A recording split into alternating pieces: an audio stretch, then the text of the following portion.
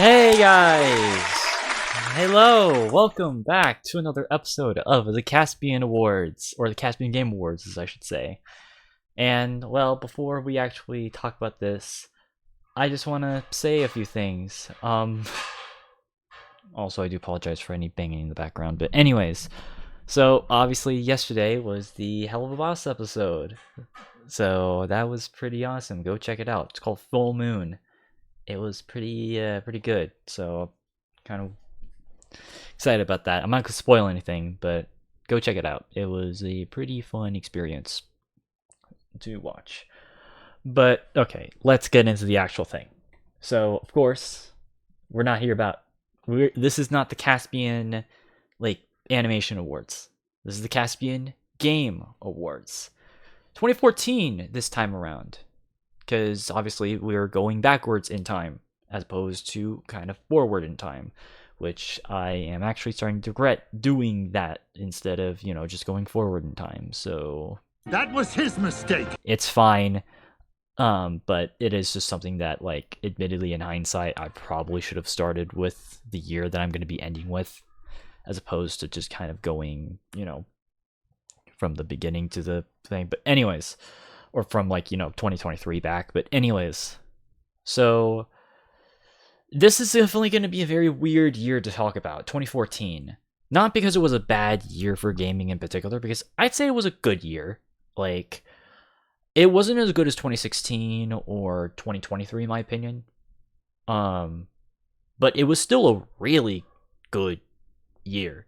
The games that came out this year were really, really good. All-time classics, dare I say. But I guess it's just kind of weird because, well, this is the year that the Modern Game Awards actually began. Because, well, and for those who don't know, what this series is about is basically we look back at, the Game Awards throughout the entire history of the shows, and we pretty much reassess them and kind of rearrange them to get our personal opinions about what should have been nominated and what I consider what basically I choose what should have been the winners. And yeah, this one's weird because again, 2014 was the first year of the Modern Game Awards. Now, that does not mean that we'll be finishing this entire series tonight, because, well, let's just say that there was actually a Game Award show that existed for an entire decade prior. But once you start seeing 2013, you're going to see how It's not good. It is. It's really bad.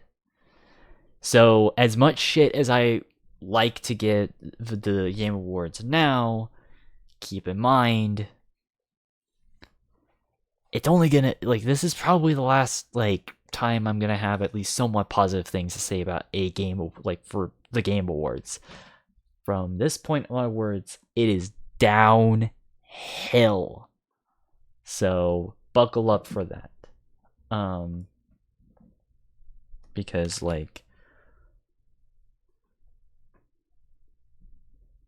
sorry, I thought I heard something. But anyways, so yeah, as far as that's concerned, it's gonna get rough. But it's also weird in another aspect. Mostly because, well, 2014 was actually the first year I tried doing some form of internet content. Because, well, yes, that does mean that 2024 is the 10th anniversary of my original YouTube channel that I did back in the day, which is really weird to look back on. I already did kind of a 10th anniversary of it, but for those who want the exact history, well, I started doing as what many kid did back in the day.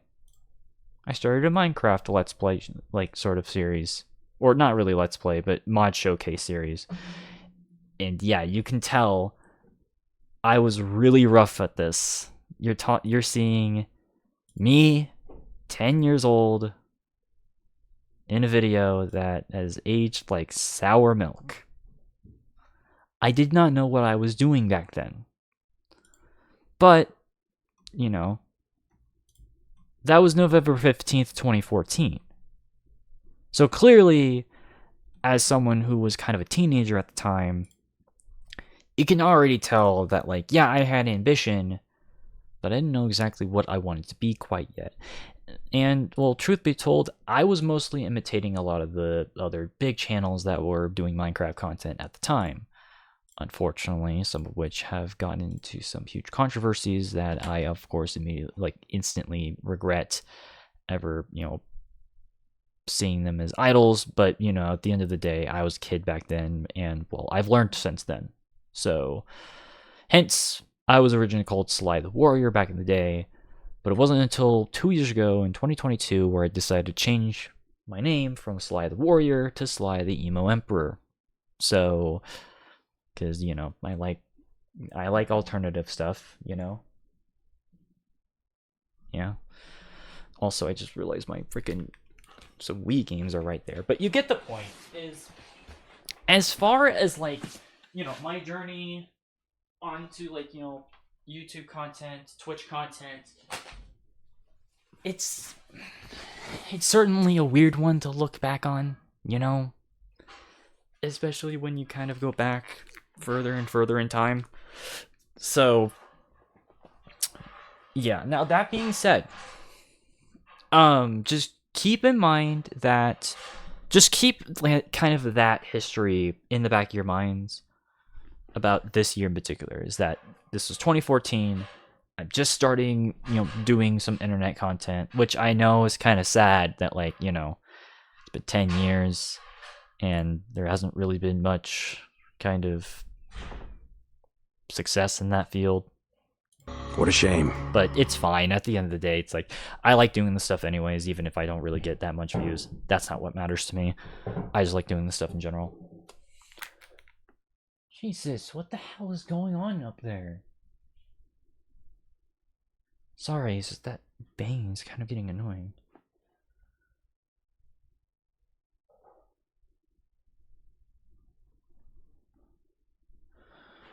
Okay. Anyways, so... But yeah, that's at least where all of that is coming from. And that is kind of reflective on just kind of my feelings. Because again, this was sort of the early beginnings of me starting to pay attention to, the wider gaming landscape at the time. Other than, the few select games that I used to just kind of, selfly contain myself with. But yeah. Now, of course, with that history out of the way, let's get into the categories. Which, well, to the happiness of many... Also, I don't know why the hell that's... Oh, it's because of the filter. Okay, I have like a filter on. Hold on, give me a second. I didn't realize that it was going to look like that with this on. Okay, there we go. There we go. Okay, that's our traditional red. Okay. So yeah, still no sports, racing, fighting. That was almost going to be a qualifier, but then I remembered what happened a few months ago with the crew, and because of that, I just can't in good faith. So slight spoilers as to what I was going to choose, but in good faith, I can't choose the crew as a sports game. And because of that, or racing game, and because of that, I had to axe it for 2014. I also ended up axing the remake slash... Oh, wait, it's supposed to say remake. That's not supposed to say remake, remaster. What am I doing tonight? Oh boy, that's supposed to say DLC expansion, as it has been in the past. Okay, there we go. My apologies. But yeah, I ended up cutting the remake slash remaster category, mainly just because, again, this was sort of the era whenever that stuff was kind of beginning. And at this point, I want to focus solely on just completely new experiences from this point forward. So as far as I'm concerned, like this is probably for the better. But you guys probably also notice I also got rid of another category, which pains me to say, but considering the fuckiness of last week's episode, and also unfortunately me doing my research on what came out in 2014 and going down a huge rabbit hole, I unfortunately in good faith cannot have a best indie game nominee from this point forwards. Like, I know that is super upsetting, but let's just say that I made a few other mistakes in some of my other videos, and because of that, once we're done with this entire series, before 2024's video comes out, I will be making sure that I do an entire episode dedicated to addendums and amendments to every single one of these particular choices that I ended up making. Seeing if, like, I should have had different nominees, or if I should have ended up having completely different winners, which that's going to be the case now, doing my research.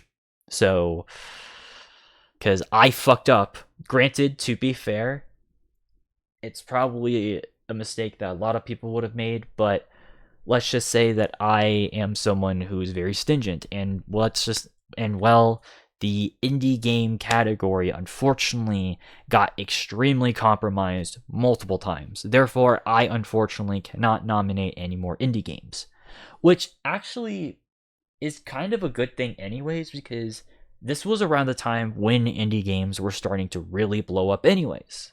Like, yeah, 2013, 2014. Like, the idea of heavily promoting indie games that weren't published by a major publisher, that was kind of a thing that started to blossom around the mid 2010s. And so, because of the fact that we already went through half this entire decade, well, it's probably a good time for me to just stop that before I just kind of shoot myself in the foot even more on that front. So I sincerely have to apologize for the indie crowd. Oh, and also keep in mind, 2014, I was not really paying attention to a lot of indie games at this point. So, but I just wanted to let you guys know all of that. Also, I just realized I typed it. I'm a freaking idiot. Oh my god. I'm sorry. I just realized I typed in DLC expansion twice. What is wrong with me? Okay. I'm sorry. I reuse, like, if you guys have probably already could tell, I reuse the templates for the slideshows, so I have to, like, make sure they're perfect. But there we go. Those are the categories we're going to be talking about. Best game by a new studio, action adventure, RPG, shooter game, sim strategy, multiplayer, DLC, art direction, narrative, and of course the titular game of the year.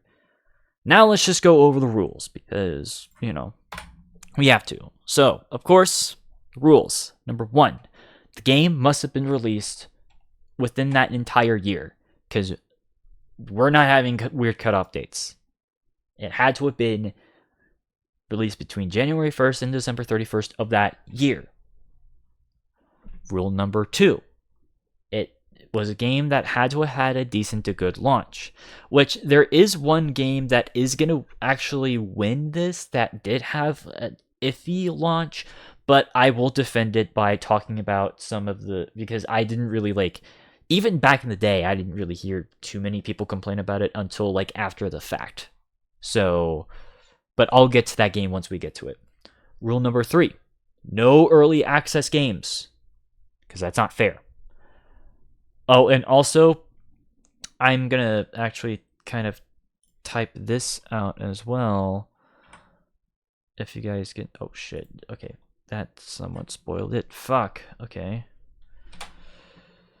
I'm going to make another addendum to that because I think I need to really make this a good point.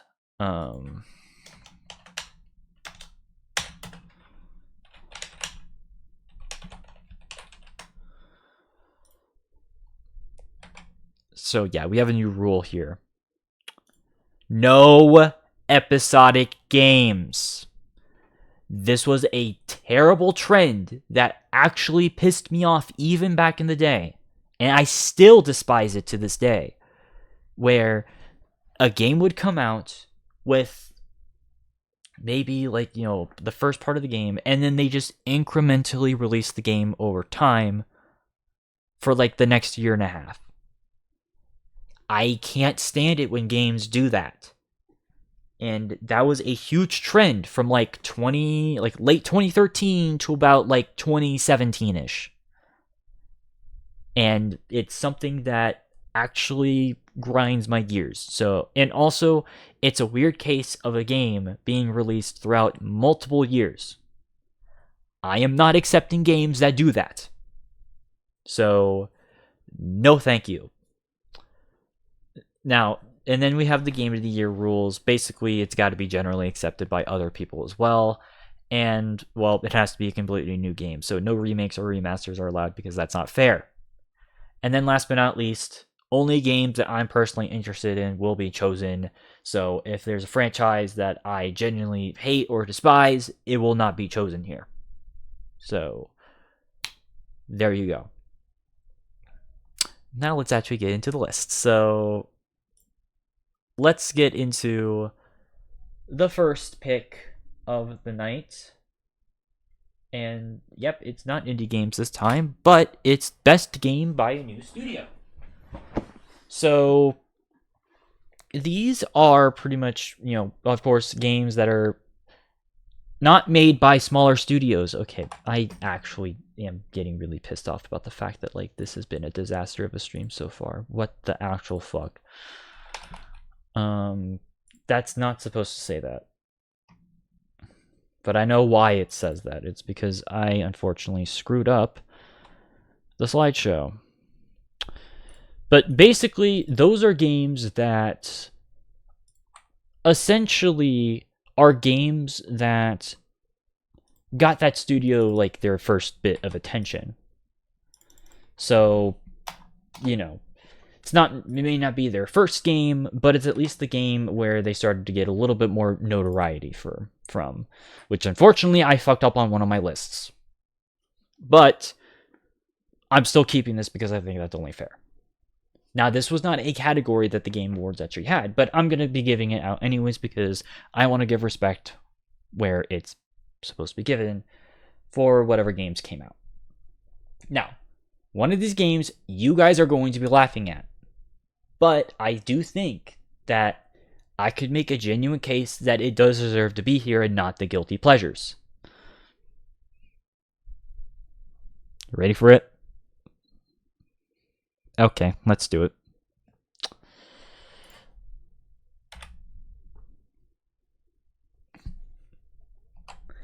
I know. Let's ignore that game for now. And let's talk about the others first. So, Insurgency is a tactical shooter. You guys have probably seen me play it several times before. It's made by New World Interactive. They would eventually make its sequel, as well as Day of Infamy. And, well, this game definitely showed that they had a lot of cool ideas. And you guys know me, I like more modern military, tactical shooters type of stuff. Obviously, World War II stuff as well, as a lot of my streams have showcased. But, having a bit more of a grounded tactical shooter that is actually pretty forgiving, at least in comparison to other tactical shooters that were made around that same time, i.e. Arma, and, other games like that. It was actually really cool to see. Because this game is basically, think of it as if, classic Rainbow Six mixed with Battlefield, kind of, mixed with the, the map design of something like Day of Defeat.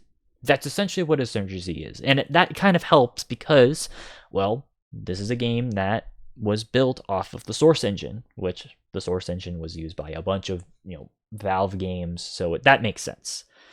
And as far as I'm concerned, yeah, no, this game is still really fun to play, even 10 years later. Like this, I mean, yeah, you can definitely tell that, like, there's some things that could be fixed, but they eventually fix them with the sequel. And I don't know, it's just one of those games that is pretty fun, whether you're playing solo or co-op or even, against other players. It's just a fun little, indie at the time game.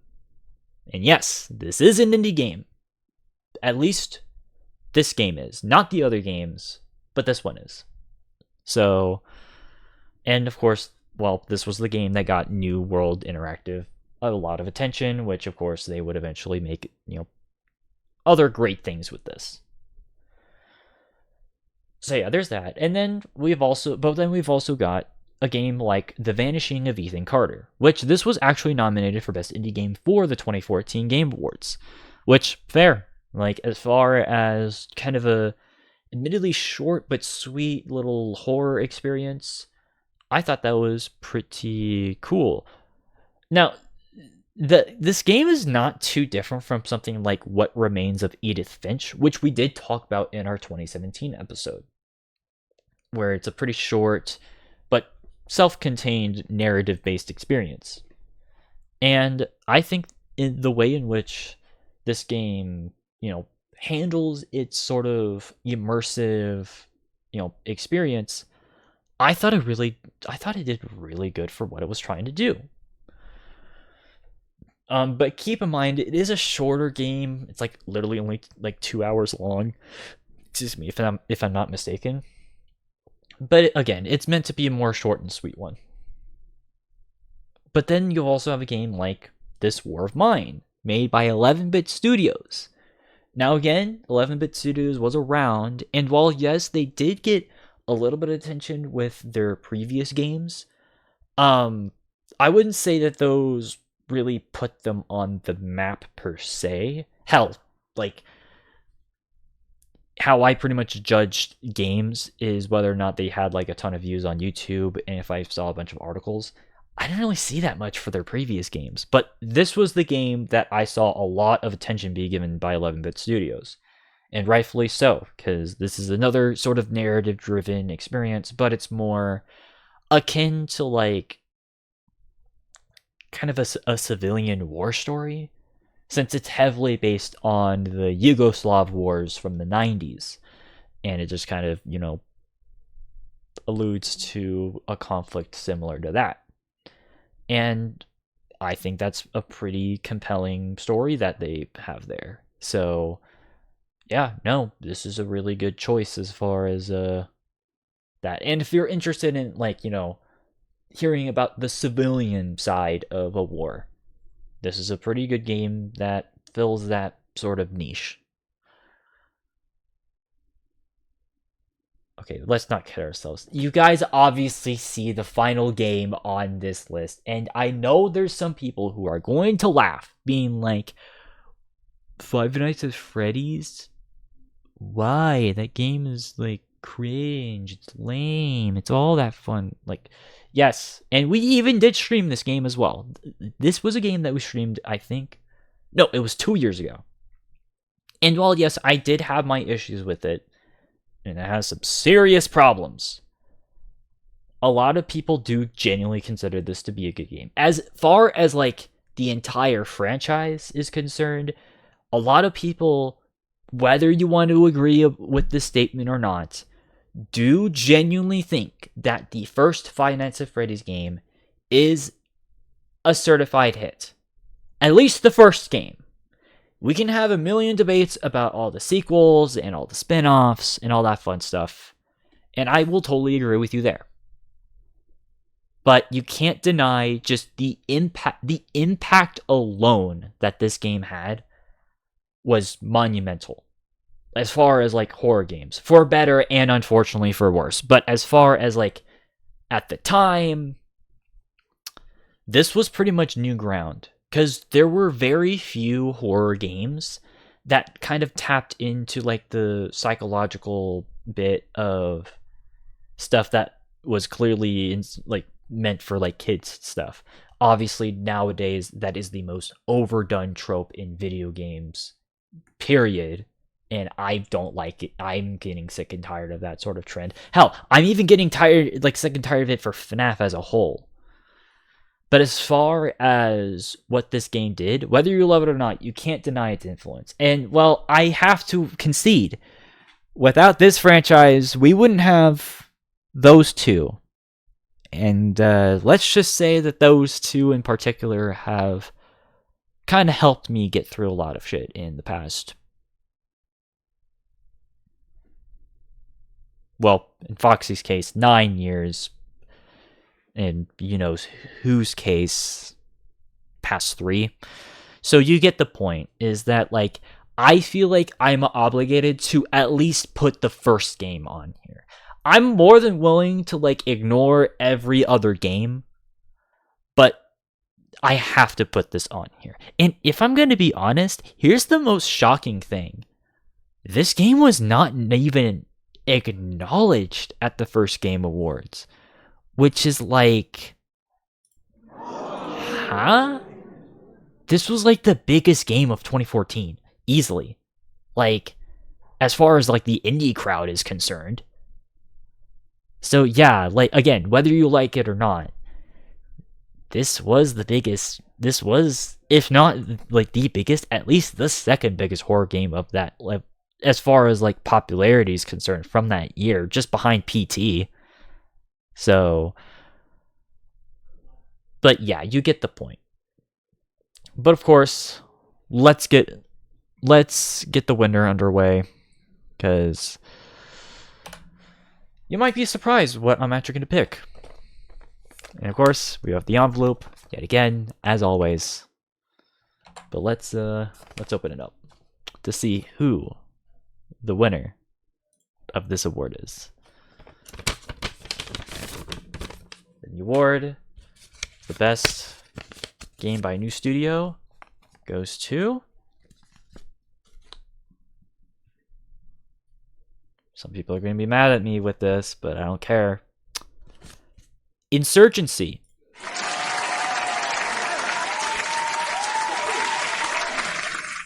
You guys are probably shocked.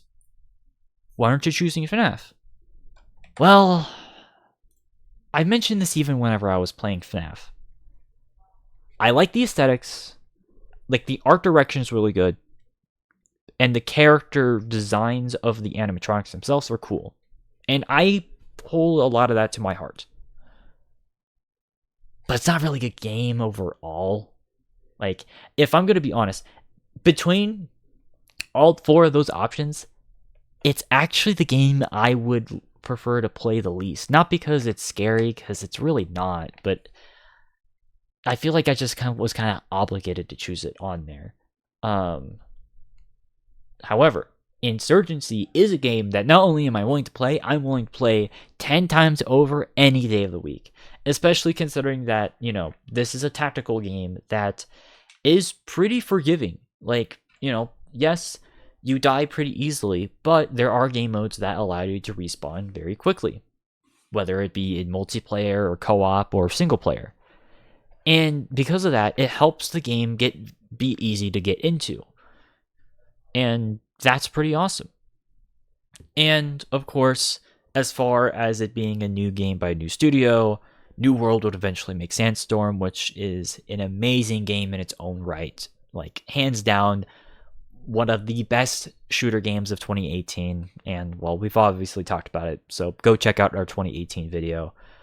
And, well, as a quick little bonus, not something that directly affects the score, but the fact that this game has a ton of mod support is pretty awesome. And it pretty much helped the game last even when Sandstorm was around. So, as far as I'm concerned, Insurgency is a really good game that I recommend you guys check out. So yeah, that's Insurgency. But of course, let's move on to Action Adventure. Now, this was a category that was in the Game Awards.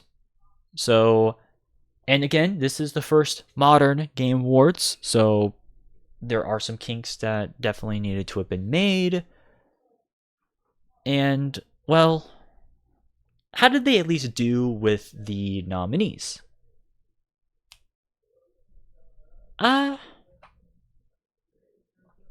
An interesting choice, to say the least. A very, very interesting choice of games. Actually, okay, if I'm going to be honest, this is not a bad selection. As a matter of fact, like, this is probably, like, it's about, I'd say it's about 50-50. No, it's about 60-40. So, like, 3-2. But yeah, let's start off with Bayonetta. Bayonetta 2. So, of course, everyone loves the first Bayonetta from 2009. Really popular hack and slash that came out. Honestly, actually, kind of during the age of hack and slash games. People forget the 2000s, there were a lot of hack and slash games.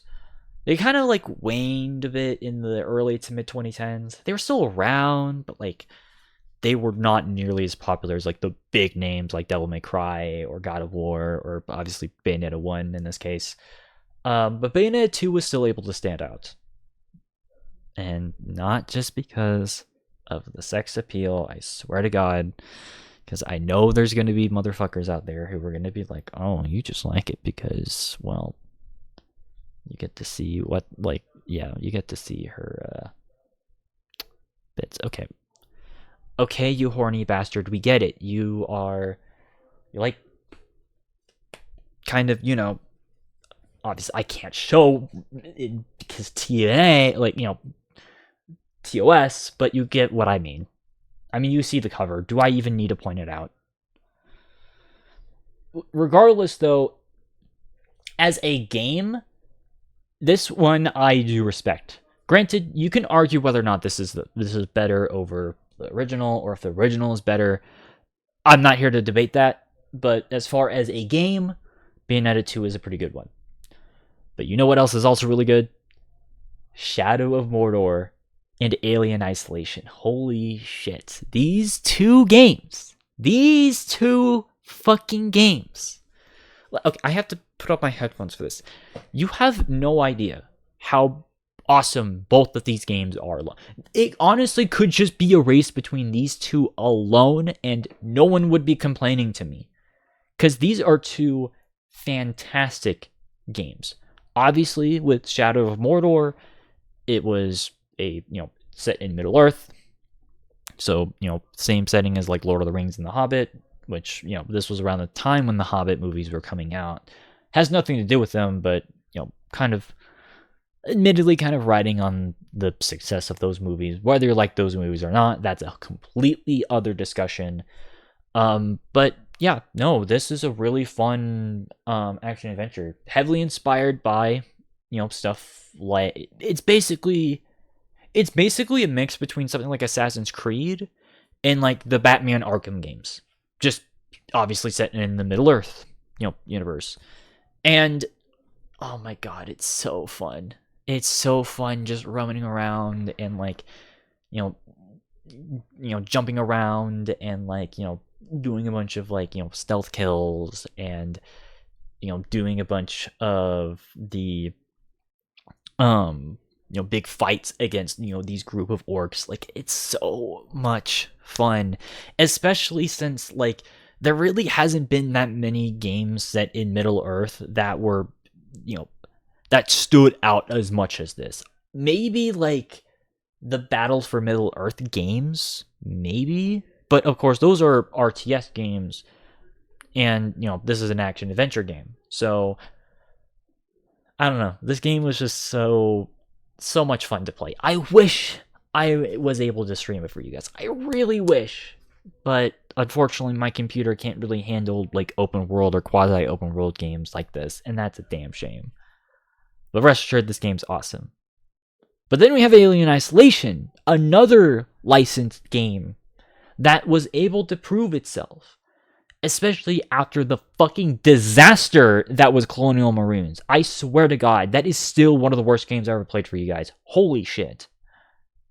This was the apology that we needed. And well, speaking of strategy games, the best part is that this is made by Creative Assembly, the same people who made the Total War games. This was their first crack at a survival horror game, and they did a phenomenal job with it, especially with its story tying in with the original Alien game, kind of set in between the first two Alien movies.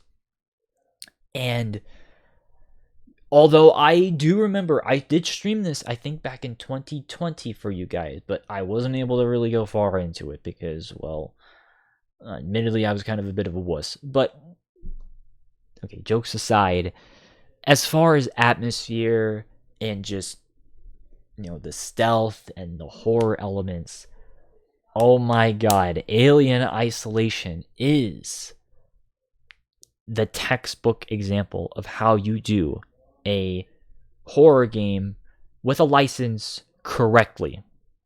And as far as I'm concerned, you can make an argument between both of these games being two of the best non-Star Wars licensed video games. Like, that's the honest truth. Like, and that is something that a lot of people don't like admitting because, licensed games outside of Star Wars have unfortunately a bit of a bad rep. But these games have proven that those respective licenses can work with the right circumstances. So yeah, those first three games absolutely deserve to be nominated for damn sure. Why the fuck is Assassin's Creed Unity up here? Assassin's Creed Unity. You fucking piece of shit. God. Okay. Again, okay, this is an example of a game that, yes, had a very shit launch. This game was notorious for how bad this game launched. Especially with that creepy as fuck, guy where only his eyes and mouth were showing. You guys have probably seen that image countless times. And yeah, like that was terrifying. And this was supposed to be like a cross promotion game too, cuz like this was marketed alongside Assassin's Creed Rogue, which I don't know how like I'm able to say this, but Rogue is the better game, and I still stand by that. Like Rogue is better because at least it didn't have a fucking disastrous launch, and it still had the ship combat. This game removed the ship combat, to be fair, for a reasonable reason, because this is set in Paris, so it's like can't really have ship combat in Paris. Although my counter to that is, well, guess what? During the French Revolution, France did fight, all the European countries around them. So there's bound to reason that they could have had at least some naval battles against like the British or the Austrians or something like that. But at the end, okay, maybe not Austria because they didn't really have a navy, but you get the point. Like, it's just one of those games that's like, yes, it got better, but it should have been good at the beginning. Get your fucking launches right. I always say this. Every game, even games I like that had shit launches, I'm still like that because I am consistent with my fucking morals here. Get your fucking launches right. We shouldn't be rewarding bad business practices of just having to wait 2 to 3 fucking years for a game to like get in an okay state. I didn't fucking buy your game to have it be in an okay state 3 years after its launch. Fuck that. So so yeah, no. Fuck no, it should not be nominated. And well, that then leads us to Sunset Overdrive, which this one is a bit of a painful thing to say because, well, you probably see the cover of this. You guys are probably thinking, oh, is this probably made by like Deep Silver or something like that? No. This is not a Deep Silver game. This is not a Rockstar game. This is not a 2K game. This is an Insomniac game. Yeah, the same Insomniac who would make the absolutely legendary Spyro trilogy and the phenomenal PS2 era, the Ratchet and Clank series, and would even make the Resistance trilogy. Which, say what you want about those games, but the reason why I'm pointing that out is because if I'm gonna be honest, I think this is the worst Insomniac game. Like, look, like, put it this way. Name me like one person who's like played the game in the past 5 years. I can't fucking do that. I don't think any of my friends know about this game at all, and they fucking know what Ratchet and Clank is. They know what, Spyro is, and they at least have a somewhat familiarity with the Resistance games, at least a basic level. And shit, of course, do I even need to mention the Spider-Man games for people? I don't even like those games. But even I have to be like, yeah, no, those are better than this. Because this was kind of like, I don't even know how to describe it. It was basically their attempt to be like a Borderlands, but they did it in the actual cringiest way possible. So, yeah, no, in my personal opinion, but also in good faith, I cannot, endorse this game. But thankfully, what ended up winning was Shadow of Mordor, which, as I gushed about, absolutely fair and valid. Thank you, have a good night. But not really.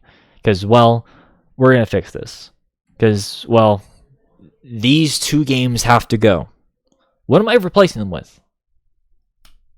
You're probably going to laugh at me, but I don't give a fuck.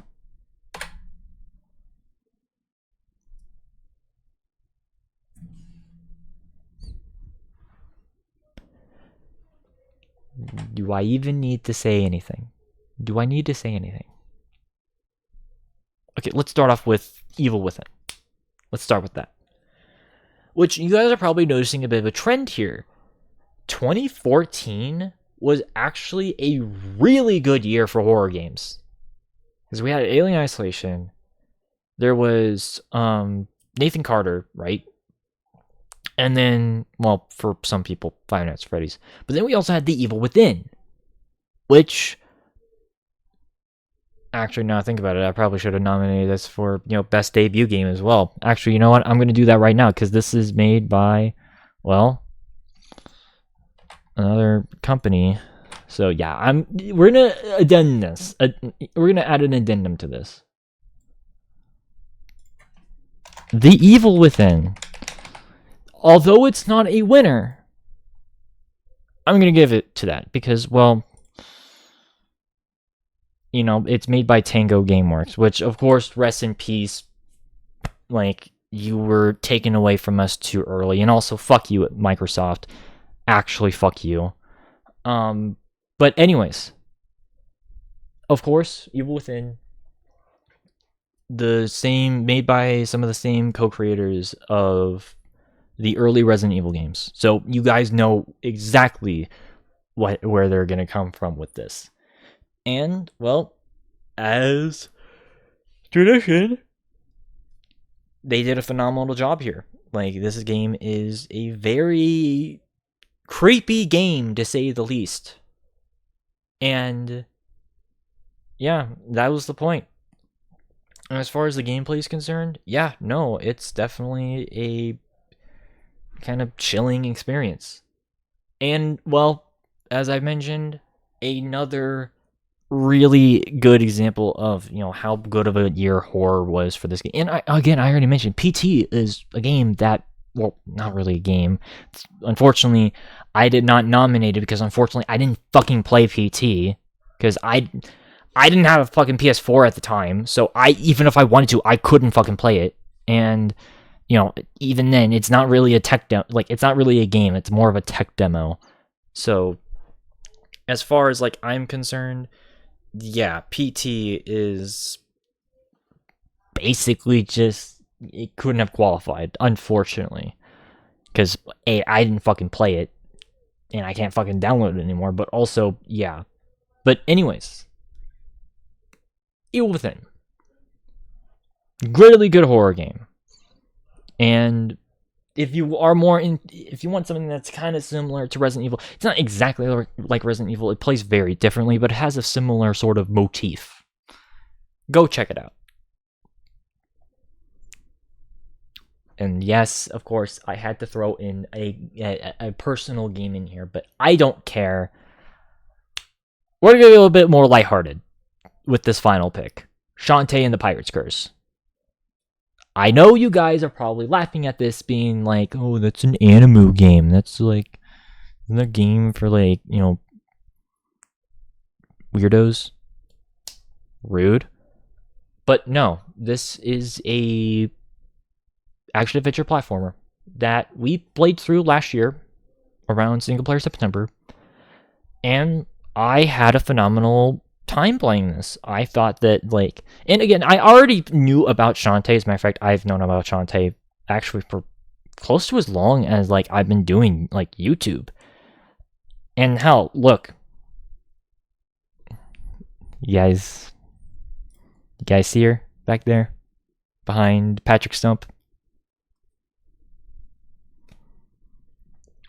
By the way, whenever I was in Las Vegas, I did end up meeting Christina V, the voice actress for Shantae, which, by the way, this was her first time playing as Shantae. So, but even just kind of besides that, you can at least see that, like, as far as, like, Metroidvania style platformers are concerned, this was a really fun time. Like, and the writing was so goddamn funny. This is easily one of the funniest games I ever played. And, you know, it's a game that, while it has some issues, I do genuinely think that this game should at least be recognized. And, well, it's my show. I can do whatever I want. So, you guys, if Metroidvanias are up your alley, this is a good one. But, of course, there can only be one winner. And, well, the answer... Well, it's really close. I'm not gonna lie. Because we've got some really good choices here. Three, like, at least, yeah. But, whatever. I'm gonna go over the winner. The winner of the Best Action Adventure Game of 2014 goes to... Middle-earth, Shadow of Mordor. This was a very, very close one. I almost put past Cloud Judgment, and I almost gave it to Shantae because of personal bias. But I think, objectively speaking, this is just the better action-adventure game. Or at least pure action-adventure game. Because, again, this game is fucking beautiful. This game... faithfully recreates, you know, granted a smaller section of Middle-earth, you know, Mordor, some parts of Gondor, but as far as, like, recreating one of my favorite fantasy settings, this game does an amazing job at what it was able to achieve. And its combat and movement mechanics, being a mix between that of Assassin's Creed and the Batman Arkham games, it perfected that style of gameplay. And it's a lot of fun to do. And, well, let's not remember the Nemesis system. Basically, a system where, you know, you have these guys who kind of target you, but once you defeat them, you can either, you know, let them go, have them join your crew, or just straight up kill them. It determines, like, pretty much there's, like, a determining chance of what happens afterwards. And that is such a cool system that basically impacts your playthrough the entire game. Like, granted, the one shitty thing about this is that Warner Brothers copyrighted that. Actually, Warner Brothers, you can fuck off on that. Because, you know, you shouldn't copyright, like, systems like that. But as far as like a system that allows for a lot of variables to happen like that, this game does a phenomenal job. And, well, truth be told, this is the best Middle-earth game that has been released thus far, and unfortunately, I have a feeling that's probably going to be the case for a long time. Because, not that the sequel was bad, Shadow of War, I think gets a lot of hate. Like, a bit too much hate. I do fucking hate the fact that that was a single-player game with microtransactions. That still, with loot boxes, nonetheless, I will give the game shit that. But as far as like a pure game itself, even just ignoring that shit, I think it gets a bit too much hate in the gameplay and the story department. In the, the monetization part, yes, I totally agree with you guys.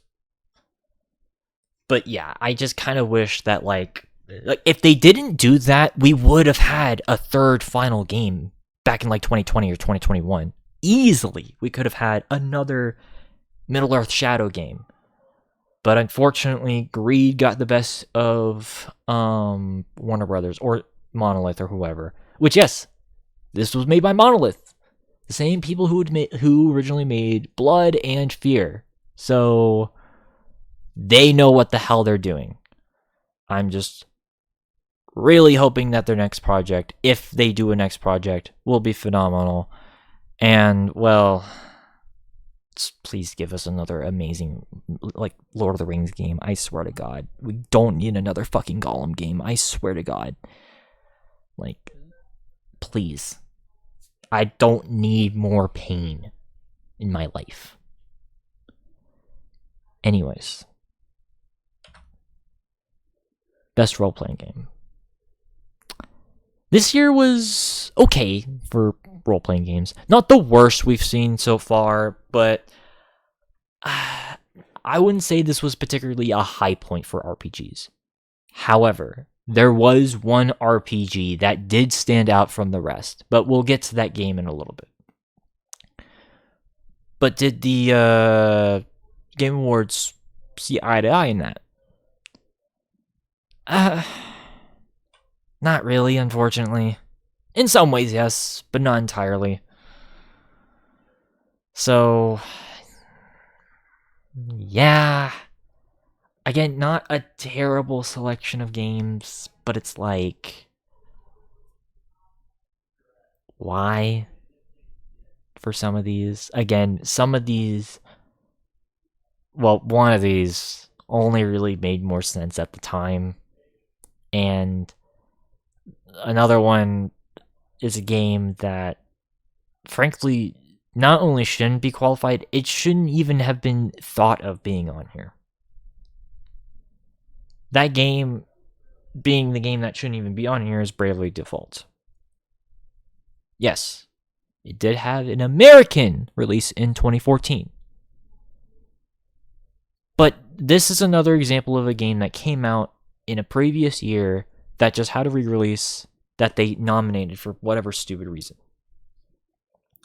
But this is this is kind of an extra insulting one, because not only was this game a game that didn't even release in 2014, it didn't even release in 2013. This is a game from 2012. I know, okay. Yes, I remember seeing plenty of ads for this game back in the day, around this time. But it's a game from 2012. It should be nominated for 2012. Although, to be fair, you'll see exactly how the Game Awards were throughout the mid-2000s to the early 2010s. It actually was genuinely awful. I'm just gonna, reveal it right now. So they probably wouldn't have given a shit about this game regardless. But yeah, like, as far as I'm concerned, yeah, this shouldn't even really be qualified. So, not that I'm not shitting on it because it's a bad game. because I'm pretty sure it's a perfectly fine game. So don't give me shit there. It's just, again, I'm someone who focuses on international releases rather than like North American releases, if that makes sense. So that's where I'm coming from. Which, speaking of games that I wholeheartedly don't really want to be on here at all, is South Park Stick of Truth. Now, obviously, this game sequel came out in 2017, and we obviously talked about it back then, and I've already expressed how much I really don't like South Park. I really just hate most adult animated shows, other than Hell of Boss and the Castlevania show. I really just don't like a lot of these types of adult animated shows, which are just made for offensive, like basically just use offensive humor just for the sake of offensive humor without really saying anything. So that's already a big knock against this game. And again, it just made more sense at the time, because granted, South Park I wouldn't say was like losing steam by 2014. As a matter of fact, if I'm going to be honest, this was probably at its peak, arguably. So, and, of course, having a game tied in that a lot of people loved, it just made more sense at the time. That's the honest truth. So, I'm sorry, I just can't in good faith. And then, well, there's the Dark Souls 2 problem. What's the Dark Souls 2 problem, you may ask? Well, you guys probably know a lot of people fucking love Dark Souls. They make it their personality that they love Dark Souls, which I don't like those people, but that is a thing. Like Dark Souls, Dark Souls, Dark Souls, Dark Souls. You hear about it all the time. About how it's one of the greatest RPG games of all time. And, that they are the pinnacle of gaming. I don't agree with that, but... And we've even nominated Dark Souls 3. We've nominated like other From Software games before. So why is this game a problem? Well, it's because even die-hard Dark Souls fans think that this is probably the worst game in the series. Not that it's a particularly, bad game in its own right, but that it's the worst in the Dark Souls, or even just the main From Software Soulsborne sort of canon, if you will. Like this game, like Demon Souls, the original Demon Souls, and Sekiro get more love than this game. Bloodborne gets way more love than this game. So that's where this game kind of is. It's kind of that awkward middle child between the first game and the third game, where the first game is highly regarded as being one of the best games of all time, and that Dark Souls 3 is highly regarded as being an amazing game in its own right. But then we have this game with a lot of its weird gameplay changes, and Dark Souls games are notoriously difficult anyways, but even in this game's case, people thought it was a necessarily fair challenge, and it was more bullshit challenge. And if you piss off the die-hard Dark Souls fans, this game's problematic. So, because of that, I'm just not even gonna attempt to nominate this, just so that I don't piss off any more people, because I've already pissed off too many people in the past. This is a case where it's like, I definitely don't want to piss off people. So, and again, this is coming from someone who knows die-hard Dark Souls fans, and they hate this game. So, that's where that's coming from. The other two choices, though, absolutely fair. Divinity Original Sin. We gave a lot of credit to Divinity Original Sin 2, and, well, it should not shock you that the first Original Sin is still gonna give a lot of credit from me. It's definitely kind of the first true kickback against Diablo 3, which was the most recent Diablo game at the time. And I mean, like, it has different gameplay styles, but it's like, it's obviously took some cues from Diablo, more so just general RPG games from the 90s. Anyways, but you get the point, is that, like, as far as that style of RPG is concerned, yeah, no, this one is a pretty good one. So it should not surprise you that I'm going to give an endorsement on this one. And, well, last but not least, we got Dragon Age Inquisition. Or Dragon Age Inquisition, excuse me. Which, I remember the marketing campaign with this game in particular. Everyone was excited about this game. Like, and, well, dare I say it, this was, in a lot of people's eyes, the last good BioWare game. Granted, there's some people who push against that and still stand that Mass Effect 2 was the last good one, but I think in a general broad sense, most people do like this game. And that's saying a lot because, well, similar to the Dark Souls games, Dragon Age also kind of had an issue where they had a really phenomenal first game and a really good third game, but then its sequel is kind of an awkward middle. It's another awkward middle child situation. So to have another Dragon Age game like this, that was pretty impressive. And this game is pretty awesome, if I say so myself. Like, as far as action RPGs are concerned, especially high fantasy games, because again, you guys know I am a sucker for high fantasy games, especially games that are similar to this. Of course, I'm going to agree with people saying that this game is amazing. And also, I really like the cover of this game. Because, I mean, yeah, you obviously see, like, the dragon being formed. But then you also see at the top, it's another giant monster thing, kind of, like, trying to swallow the main character alive. Like, it's a really, this is how you should make box art. This should be a piece of art. Like, damn. And, well, it should not surprise you that Dragon Age Inquisition won Best Role-Playing Game of 2014. It was that damn good. But what would I choose instead of the first three? Well, Child of Light and Wasteland 2. Admittedly, I was kind of having a hard it was kind of a hard time trying to find some good RPG games from 2014. Again, 2014 just did not click, it seemed like, at least in comparison to other years. But then I completely forgot about this game, Child of Light. This is an Ubisoft game from 2014 that's another Metroidvania style game. So yeah, it has a very similar gameplay, but it has an RPG system similar to that of Symphony of the Night.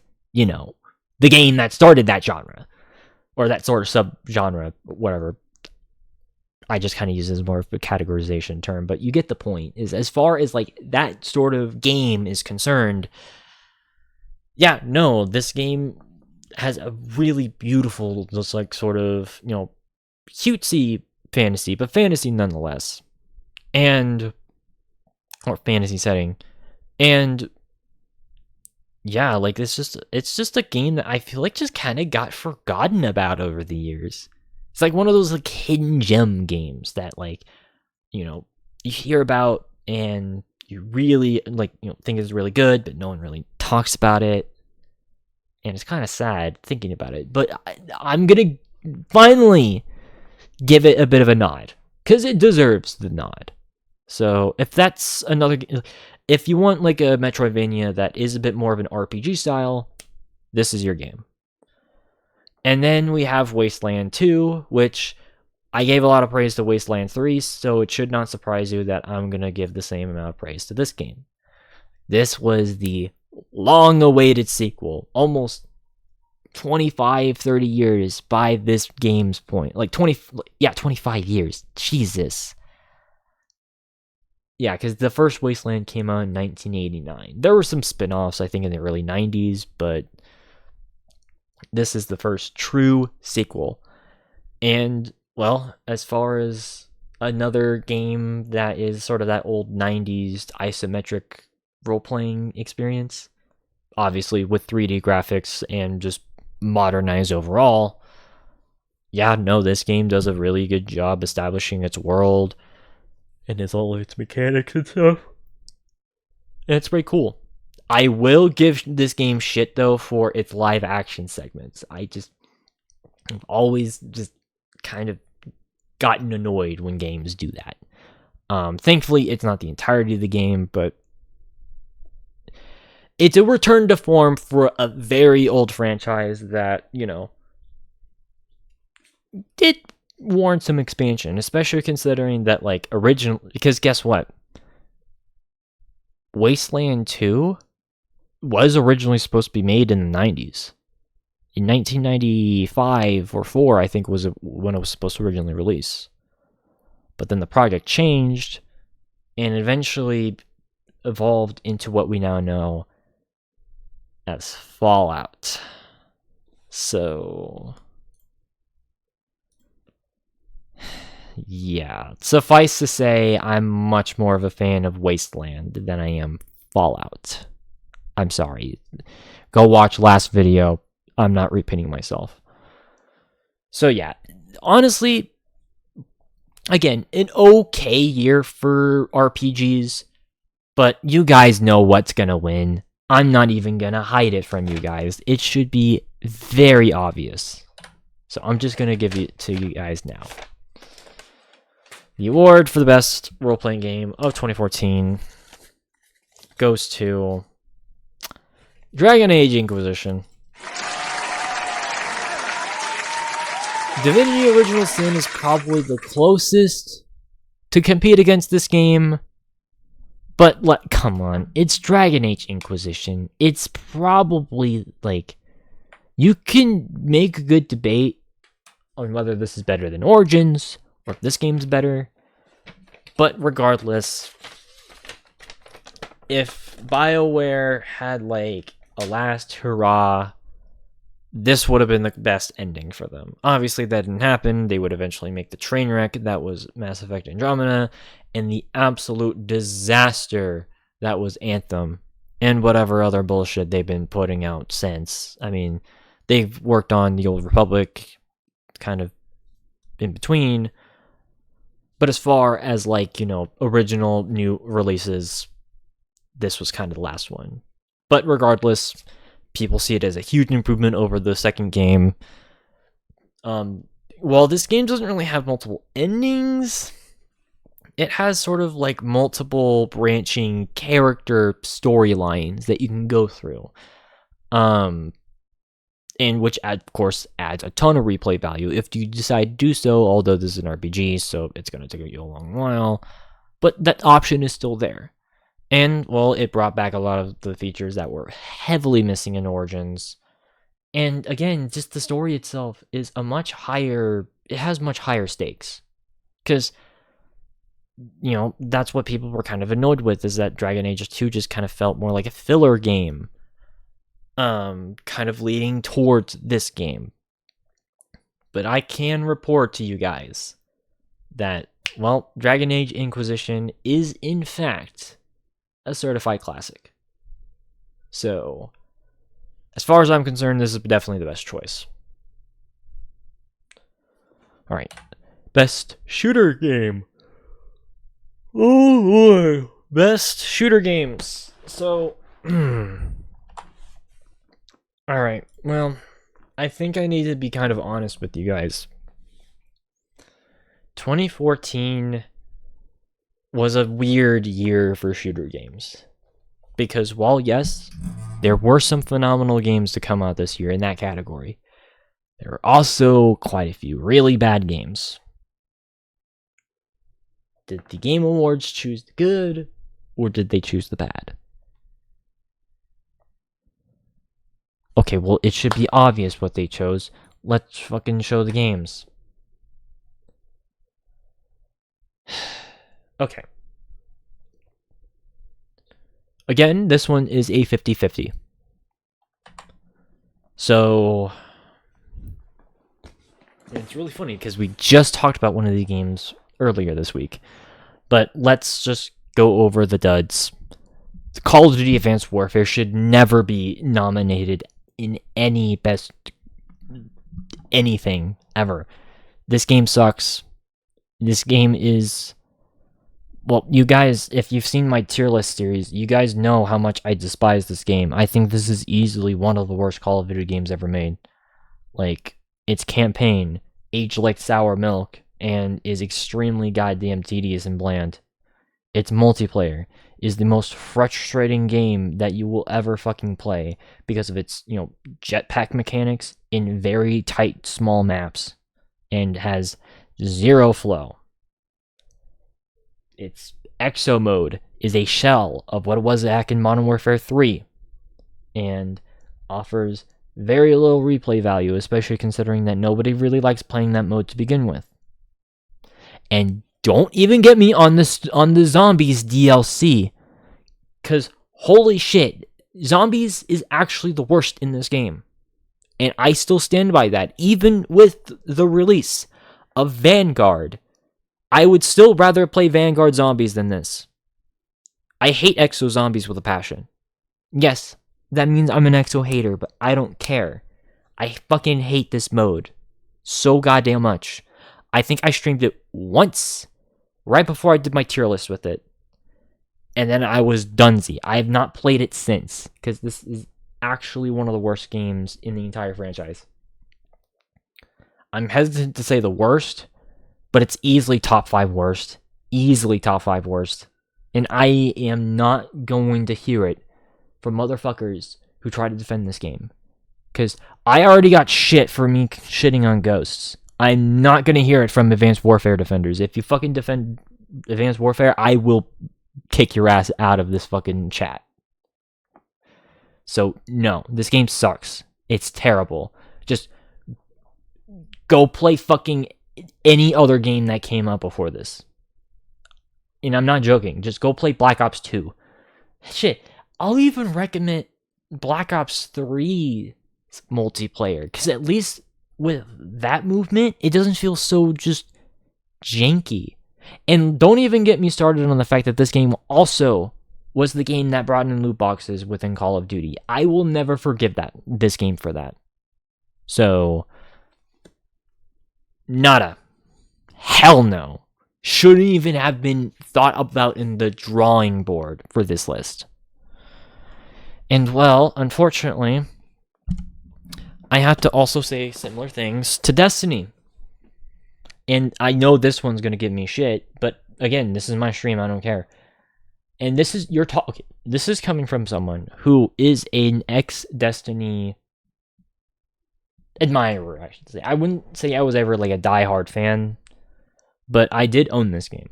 And I played through this entire game. And I've even streamed parts of Destiny 2. I don't remember streaming Destiny 1 or even doing videos on Destiny 1. All I remember is that this game came out and I played through the entire campaign and feeling very disappointed, to say the least. It was a disappointment. Mostly because there was barely any story to connect any of the missions between each other, and also the fact that it was the same goddamn mission every fucking time. This game is repetitive as fuck. And no amount of DLC is going to fix that. And you know what's actually surprising? I'm actually surprised they still have the servers up for this game. Because, this game is it's going to be 10 years old, and they've been supporting the hell out of Destiny 2 until they actually remove their DLC. Which, of course, that then leads to my other problem with this game, is that this is, of course, an always online game. So once the server shut down in a few years, that's it. You're gone. You can't fucking play this game ever again. Your physical copy of Destiny 1, gone. Not the same game. So, yeah, in that aspect alone, I can't endorse this game. Because I don't want to promote the idea of always online bullshit. So, if anything, they should make a patch to where you can play the entire game offline. But they're not going to do that because if anything with the fact that they removed like the first 3 years of content for Destiny 2 is to showcase is that Bungie doesn't give a fuck. So no, thank you. So, and then that pretty much leads us into the game that unfortunately, well, did end up having the fate of its servers being shut down, and you can't play this game anymore. Titanfall 1, I should say. Yes, it is sad to say, but, well, you can't play Titanfall 1 anymore. So... that was his mistake! Or, not that. Yeah. And, so yeah, I never got to play this game, and I never probably will.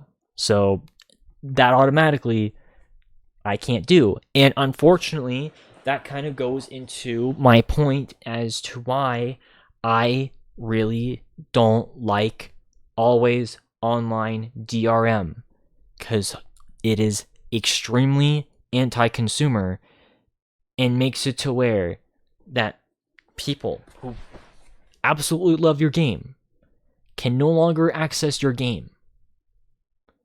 It is fucking stupid that people can't be able to play your game. Especially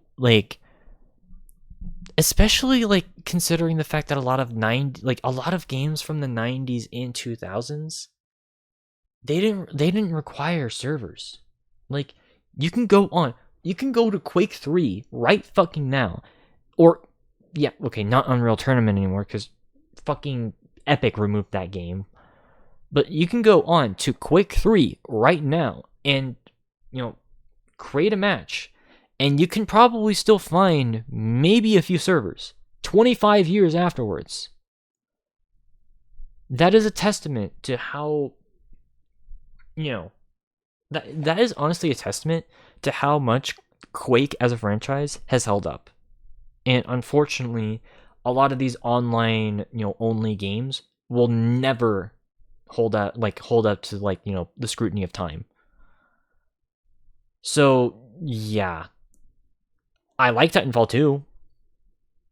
I think it has a really good campaign, and whenever I played the multiplayer, it was alright. Too bad that the servers got compromised because of some, stupid fuck who hacked the EA servers. And so the only way for you to play Titanfall 2 is to do the North Star client. Who knows whenever the servers for that game is going to end. But you get the point.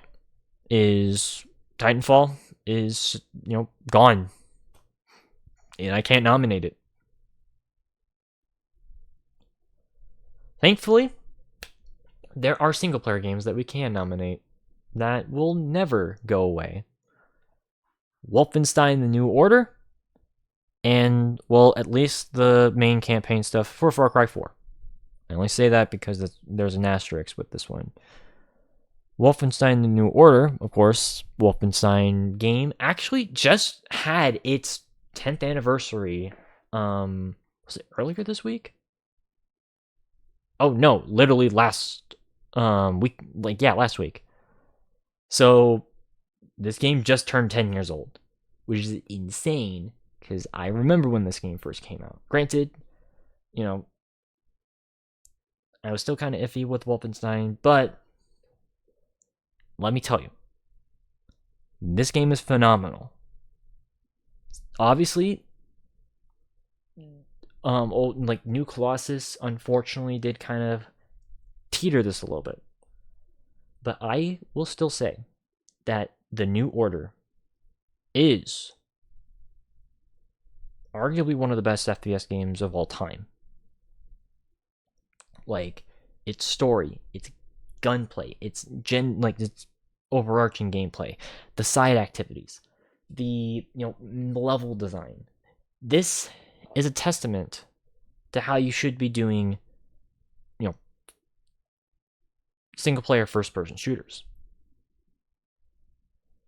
And really showcased that Wolfenstein doesn't have to completely follow the same storyline of World War II games. It can branch out into a completely alternate timeline a horrifying timeline that, like, frankly, I would be scared to live in, but definitely a timeline nonetheless. And yeah, no, this game is phenomenal. So go check it out. And you know what you should also check out? Far Cry 4. I gave it a lot of praise with our most recent tier list because it deserves it. Like, granted, it didn't completely reinvent the wheel. It's basically just kind of a more polished up Far Cry 3, just in a different setting. But I like this setting way more than Far Cry 3. And, thankfully, Pagan Min was able to deliver. And this game really is carried by him, but even Ajay, the main protagonist, kind of being a bit more of a reserved character who, learns about his past throughout the entire game and ultimately has to make a choice for himself. And yeah, no, this game has a really fun, also has a really, at least decent, good enough story. I wouldn't say the story is amazing, but its gameplay definitely carries it. And because this is an open world game, of course, there's tons of things for you to do in that said open world. And it's just an awesome experience. So, what did the Game Awards end up choosing? Yep, they ended up choosing Far Cry 4. Absolutely fair pick. Real stiff competition against New Order, though. It honestly, if it was up to me, I would honestly choose either or is a good option. But what would I end up choosing instead? Well, I would nominate Insurgency again, due to the fact that its multiplayer offerings are pretty awesome. And, well, again, this is a game that you can pretty much play online and offline if you wanted to. You don't have to have an online internet connection. And you can have a really fun time doing, tactical shooter experiences with this. So as far as I'm concerned, Insurgency, way more qualified than fucking Call of Duty is. Or at least Advanced Warfare is called, Call of Duty Advanced Warfare. So, yeah, Insurgency, good. But I'm also gonna do a bit of a left field pick. This one, admittedly, this is probably the one choice out of every single, nomination we've had throughout this series so far. I'm gonna be honest, this is the one that is kind of stretching the most. But I'm gonna do it regardless. I'm gonna nominate Sniper Elite 3. Now, this is not the most remarkable game out there. It has plenty of problems. But this, in my opinion, is when the Sniper Elite series started to actually kind of basically, get itself together. Because, admittedly, the first game was kind of a, hidden cult classic sort of thing, but it was such a niche game. And then Sniper Elite V2 wasn't really the most well received when it came out in 2012. But then Sniper Elite came out and basically took some, pretty much the things that worked in that game, polished it up a little bit, and added more of an open-ended level design. And, well, you have yourself a, bona fide cult classic. And, again, while not necessarily, the best example of a World War II shooter, I would argue that Sniper Elite 3 has its place. And it can be pretty fun seeing, exactly where you shoot, against certain enemies. And yeah, it's just a fun time. It's a fun third-person shooter. It's fun, stealth game. I guess this game, I feel like it barely qualifies as a tactical shooter. It's similar, but tactical shooter in my mind means that it's pretty hard with health. This honestly just kind of feels more like a World War II Splinter Cell than it does a World War II Ghost Recon. At least that's how I see it. But of course, we gotta get into the winner. And, well, it's gonna be another close one, but let's do it. The award goes to, for the best shooter game, Wolfenstein: The New Order. I'd say this was close. This was really close between this and Far Cry 4 because I love Far Cry 4. But I also really love Wolfenstein: New Order. I think they're both phenomenal games. But if I have to be honest with myself, I think Far Cry 4 is probably like an 8 out of 10. New Order's like a 9. It's a 9 out of 10. So it's like I had to concede. But rightfully so, because again, this is a worthy reboot of like another it's another reboot because this franchise reboots every decade or so. Yeah, it's a worthy bringing back of like the old franchise. Has such smooth gameplay, and the fact that there's like the weapon wheel swap really does make it a bit more snappy. As a matter of fact, I think this was like one of the earliest games to do. Well, actually, this alongside with Sniper Elite 3, they were the first games to have like a full-on weapon wheel. So yeah, I would have thought 2 games where you're killing a bunch of Nazis. Like, yeah. And yeah, of course, the story I find to be very compelling, and we'll get to that once we get to the best narrative. And while, yeah, it's still just very basic, it's still enjoyable to like sneak around. And well, as you can see right there, I also consider this to be the best Wolfenstein game ever made.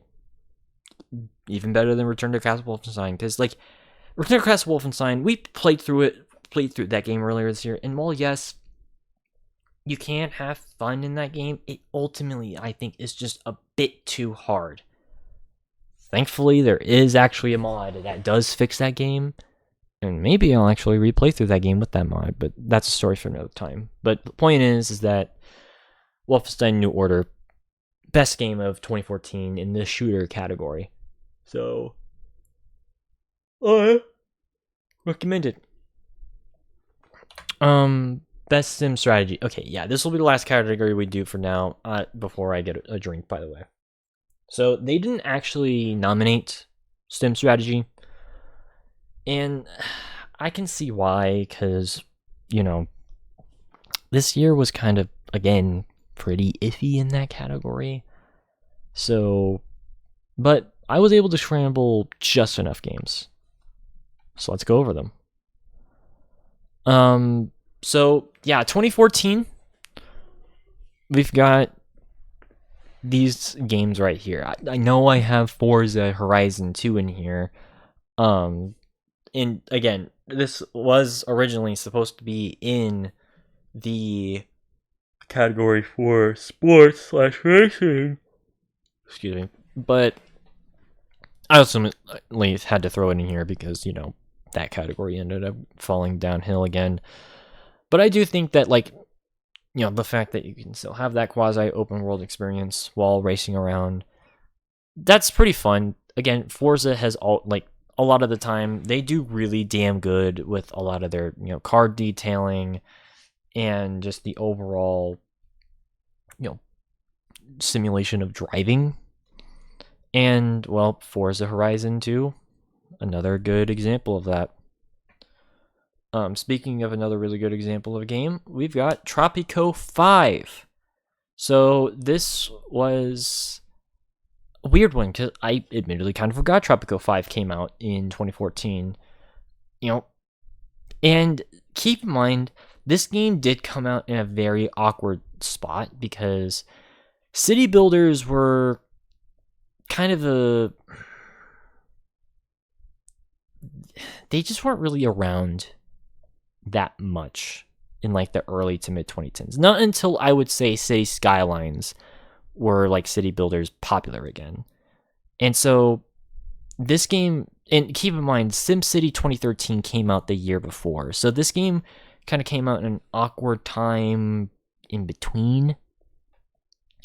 But I still think that this game has a lot of praise going for it. And I can easily see some people considering this to be the best Tropico game. because it had a lot of quality of life stuff that they improved upon, and they added like the seamless time zones. Like you weren't restricted to one time zone like anymore, making this both a historical and a modern city builder. And just that sort of tongue-in-cheek humor that Tropico is known for is, of course, active and strong in this one. So that's pretty cool. And then we've got Age of Wonders 3, which we talked about Age of Wonders 4. Age of Wonders 3, of course, being the game that is the predecessor, being definitely more fantasy based compared to Planetfall. And as far as 4X strategy games are concerned, yeah, this game can definitely have some moments. I don't want to say that I don't want to officially declare this as like the best Age of Wonders game, but I can definitely see some people making that claim. So there's just some weird, I don't want to say weird. There's just some nitpicking quirks that I do have with this game. Specifically involving the battle system. But that's admittedly just kind of a nitpick. But as far as Age of Wonders games are concerned, this one I'd say is fair enough to be on here. And then of course we have the Banner Saga, which we've talked about the Banner Saga games before. This of course was the first of that series. And well, there's a reason why this game is on this list. It's because this is a very, phenomenal game in its own right. As far as, more, medieval style of strategy games are concerned. And again, it has such a beautiful art direction. So go check out this game if that type of strategy is interesting to you. And then last but not least, this one is admittedly kind of a tenuous decision, but I ultimately decided that I will be adding Elite Dangerous as a nod. Now, why do I say tenuously?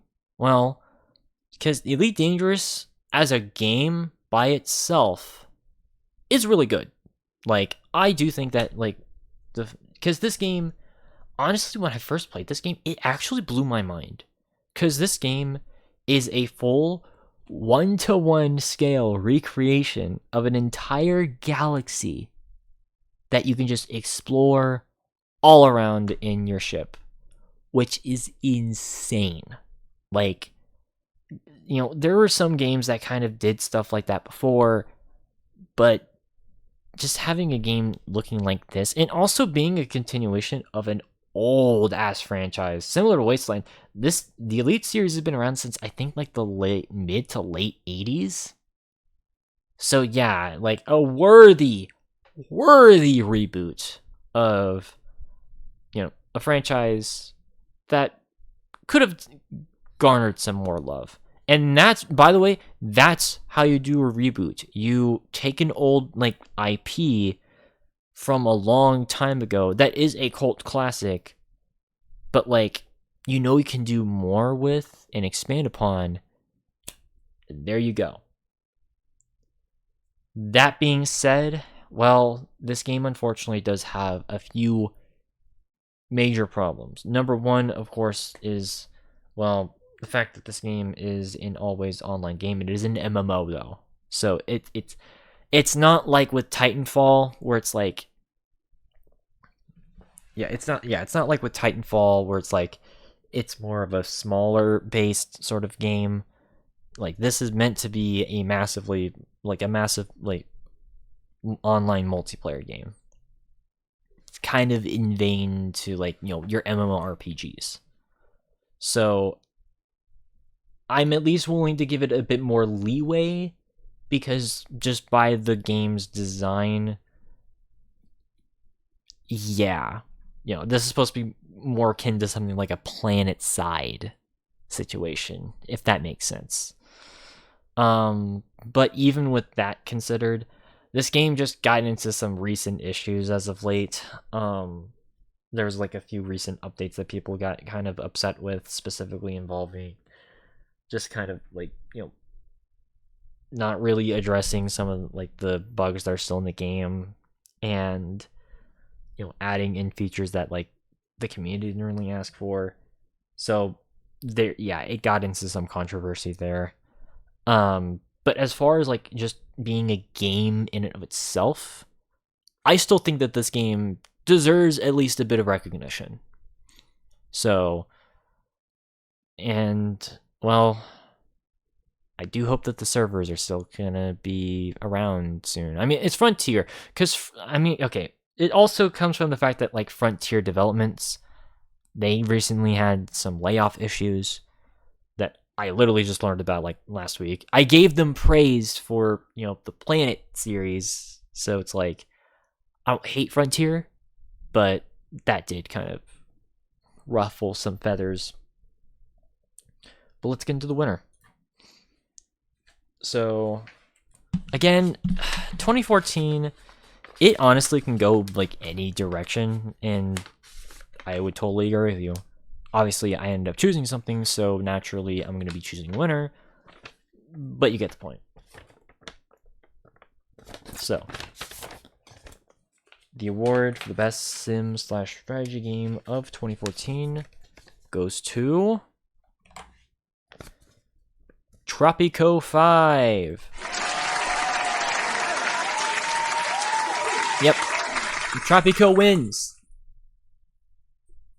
Admittedly, this is kind of more of a personal one because, again, I love city builders, so there is inherent bias. But I do genuinely think that, like, out of these games, this is the one I think is the safest choice. If I'm gonna be honest, I probably would, like, if I'm gonna be honest, I was this close to like giving the win to Elite Dangerous, but because of some of those controversies, I admittedly was kind of hesitant. But Tropico 5, it's just a fun game. Like, it's just a fun, historic, city builder. Because again, this is the first game in the series where you can actually go from colonial times and like end in the near future. So it has like an aspect of something like, Empire Earth or the Civilization games where you actually go through different eras in history for this game. And that's something that I do genuinely appreciate, is just kind of that ability to play in whatever time, like to pretty much play throughout an entire, multiple different eras. And that's awesome. And also the fact that there's like, this is the first game to have really, at least from what I remember, was it this game or like the 6th game?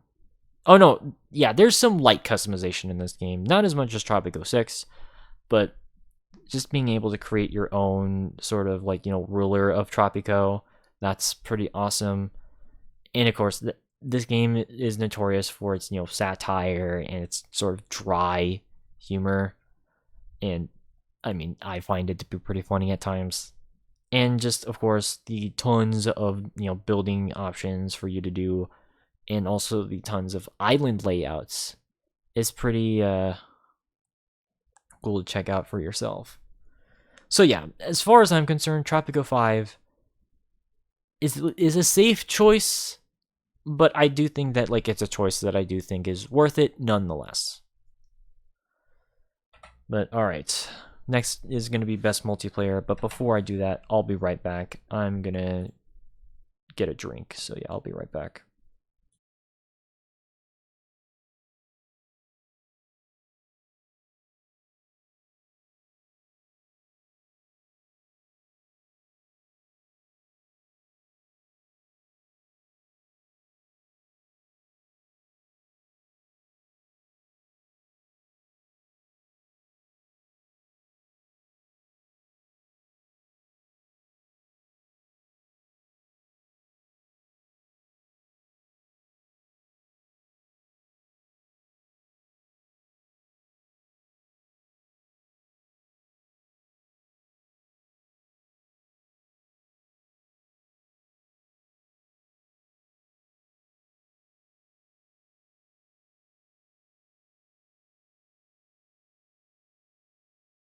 All right, I'm back. Sorry, it's just we tend to talk for a long time. Yeah. All right.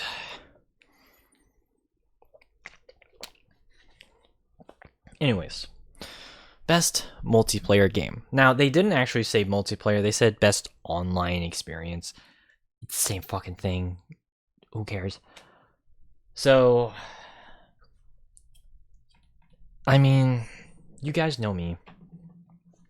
I prefer either single player stuff or cooperative stuff.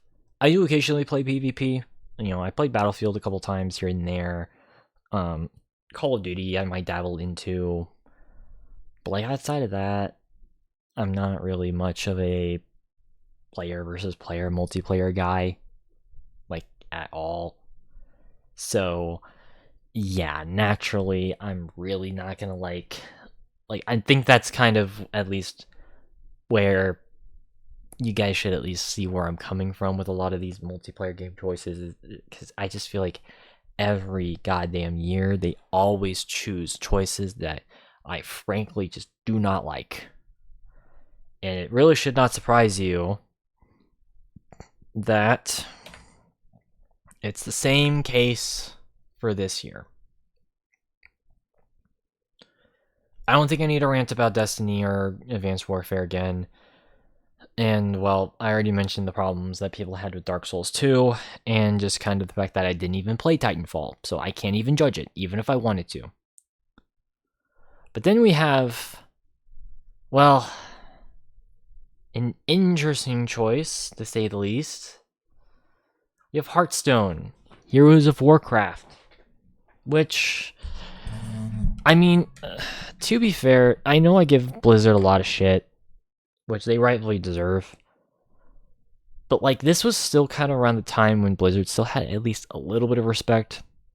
So, this is a choice that just makes more sense at the time. When you consider the fact that, like, you know, people regarded this as being definitely better than Diablo 3's disastrous launch.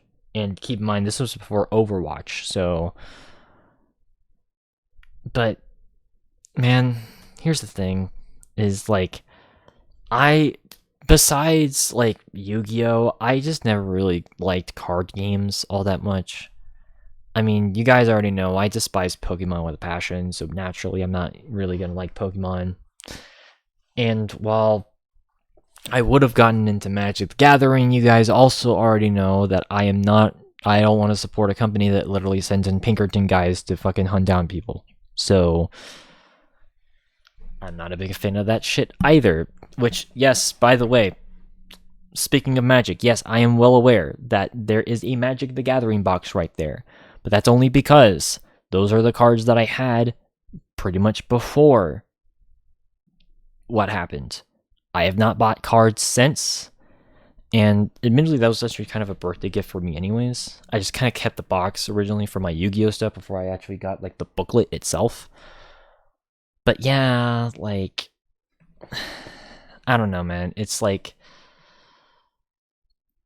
And I guess I've always despised the idea of digital card games, especially. I hate digital card games. Like, if I want to play a card game, I would just want to play the damn game physically, you know? Just give me the game physically. Like, why do I need to play an online version? And also, dude, it's an online multiplayer game. You can just make a completely different game. I don't know. I mean, admittedly, that's honestly my reaction whenever I see, like, you know, something getting announced as a card game is the same, like, reaction that people did back in 2017 for Valve's Artifact. Except apply that to every single game that's a card game.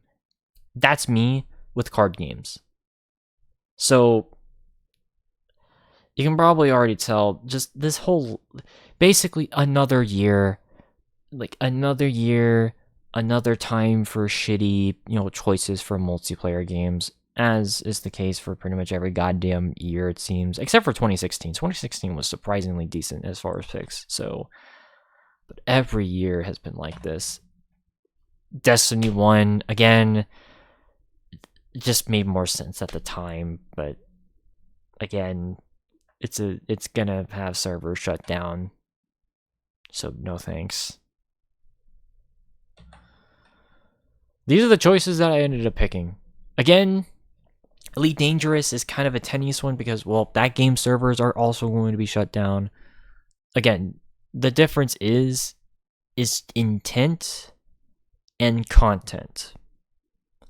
I think Elite Dangerous is a overall better game than Destiny, as far as MMOs are concerned, and a much more technically impressive game at that. Because with Destiny, it's basically just, a Halo MMO, but without the passionate story and just repetitive mission design.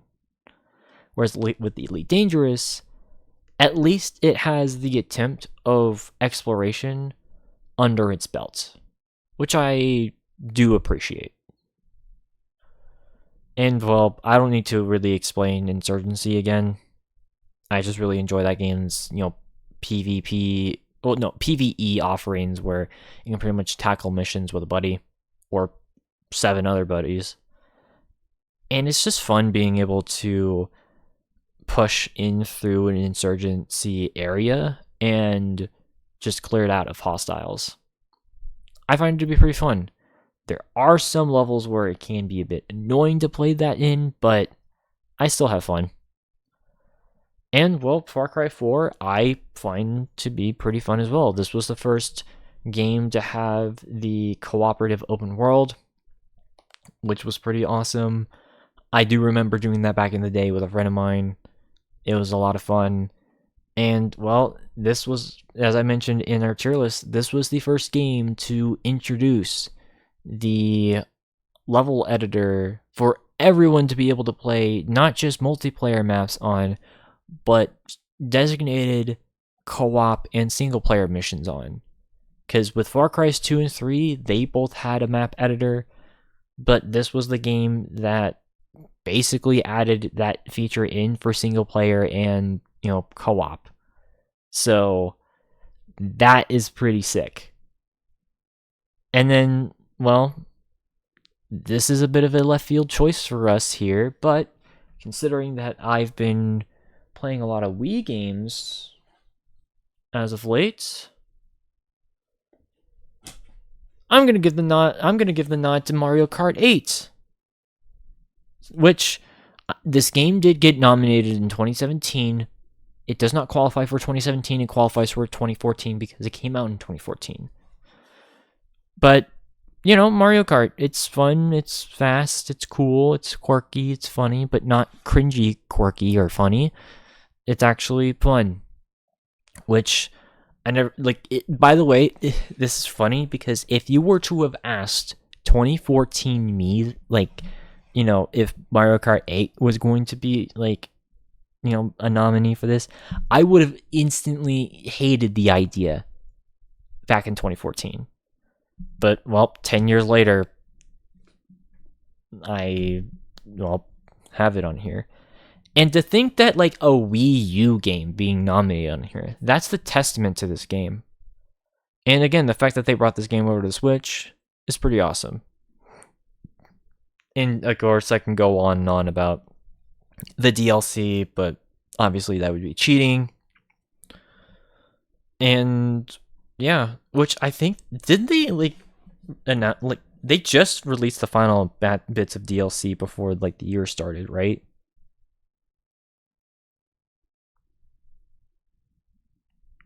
I want to say, right?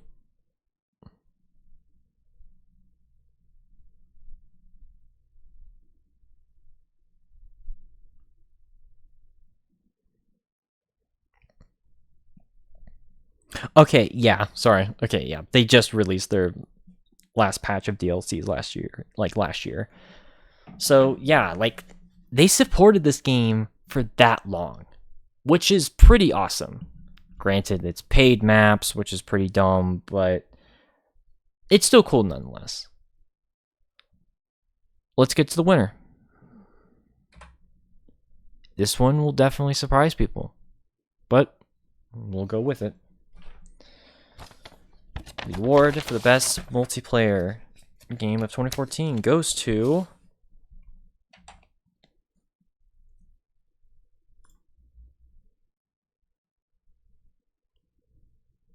Mario Kart 8.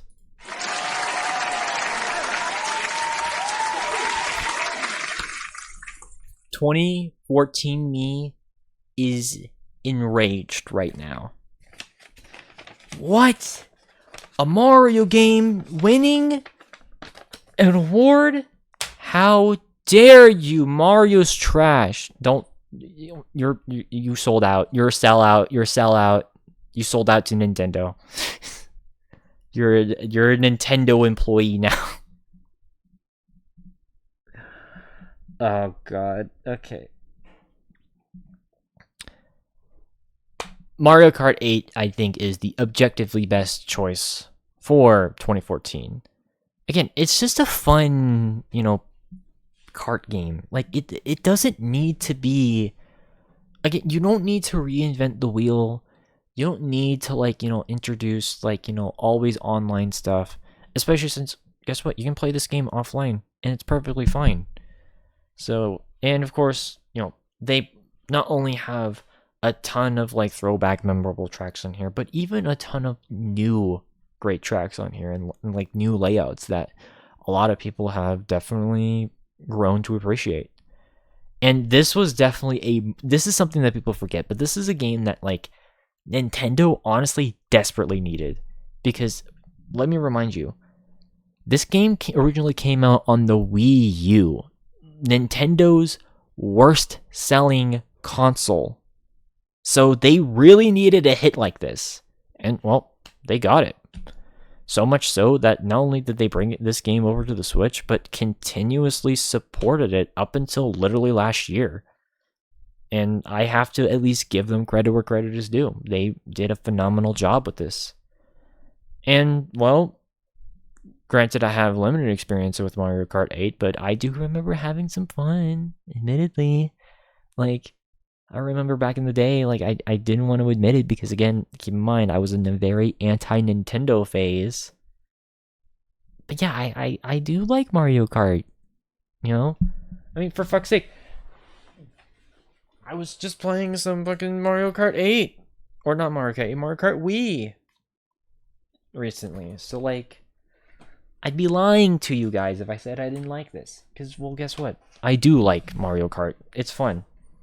And you should enjoy it too.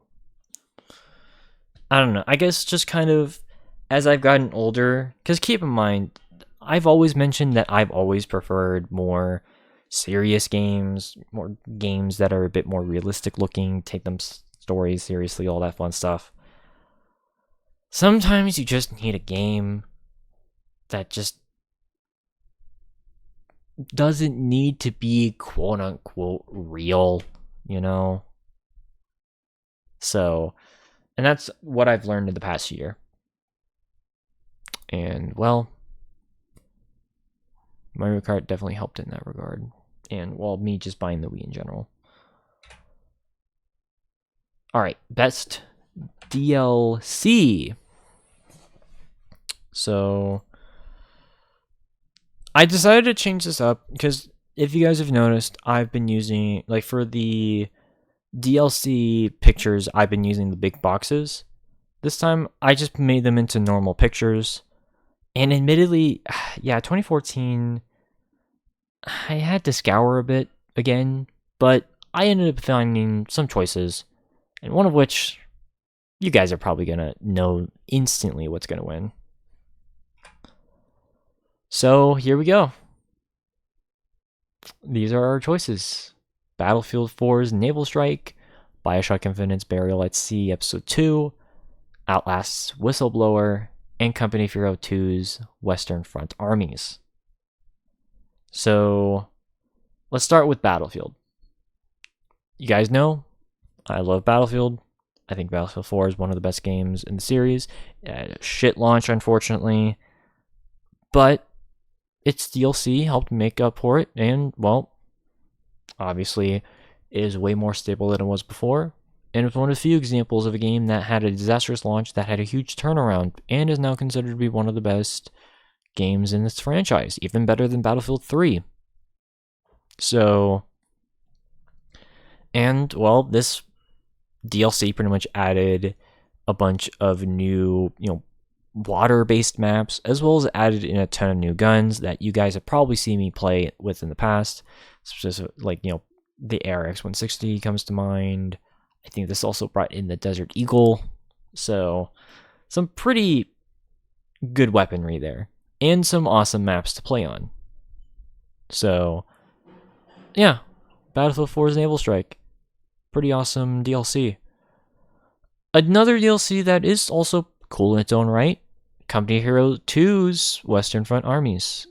So, Company Heroes 2 obviously started with just the Germans and the Soviets as like the only factions in the game. RTS, by the way, for those who don't know what Company Heroes is. And, well, this expansion pretty much not only added in the Panzer Division, but also added in the US as a faction. Which, basically added like half of the content from Company Heroes 1 and added it to 2. And as someone who really does like, RTS games, granted, I do prefer Company Heroes 1 over Company Heroes 2 personally, but just having that option of being able to play as more than just, the Germans versus the Soviets, that was pretty good to see. I like having that sort of variety. And yeah, just being able to, that was pretty awesome.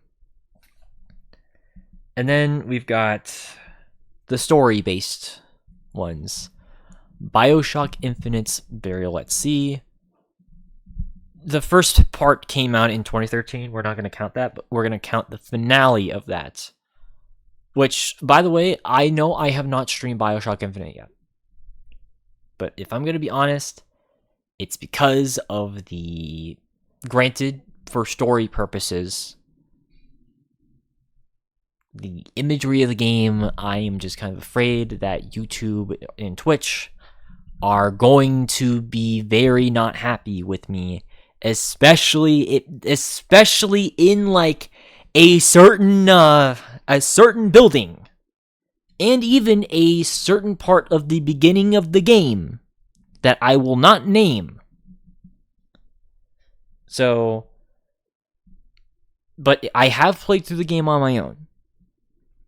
I think Infinite is another game that gets a lot of shit for barely any good reason. But I do, and even the DLC, because here's the thing, Burial at Sea Episode 2 is very divided, I feel like. Some people love it. Other people despise it. But as far as continuing Elizabeth's story, I think it did the best job it could for what it had going for it. And also kind of, obviously Burial at Sea 1 already tried to tie in, Bioshocks 1 and 2 with Infinite, but this one kind of closes the deal, in my opinion, and just kind of, helps finalize that sort of storyline. And I think it's pretty cool. And then we have Outlast Whistleblower, which, again, another showcasing of just how damn big of a year 2014 was for horror games in general. Granted, Outlast 1 came out the year prior, so obviously that's not going to be nominated here, but it's a DLC, Whistleblower. A lot of people think this DLC was at least as good as the base game, which, fair. This game is fucking terrifying in its own right, and the DLC just kind of, kind of tells its own story. I think the DLC actually is technically a prequel, if I'm not mistaken. So yeah, it kind of takes place right before, and just kind of, explains at least a few things. But nonetheless, a worthy game, expansion to talk about. There can only be one, though. As always. So, the award for the best DLC / expansion of this year of 2014 goes to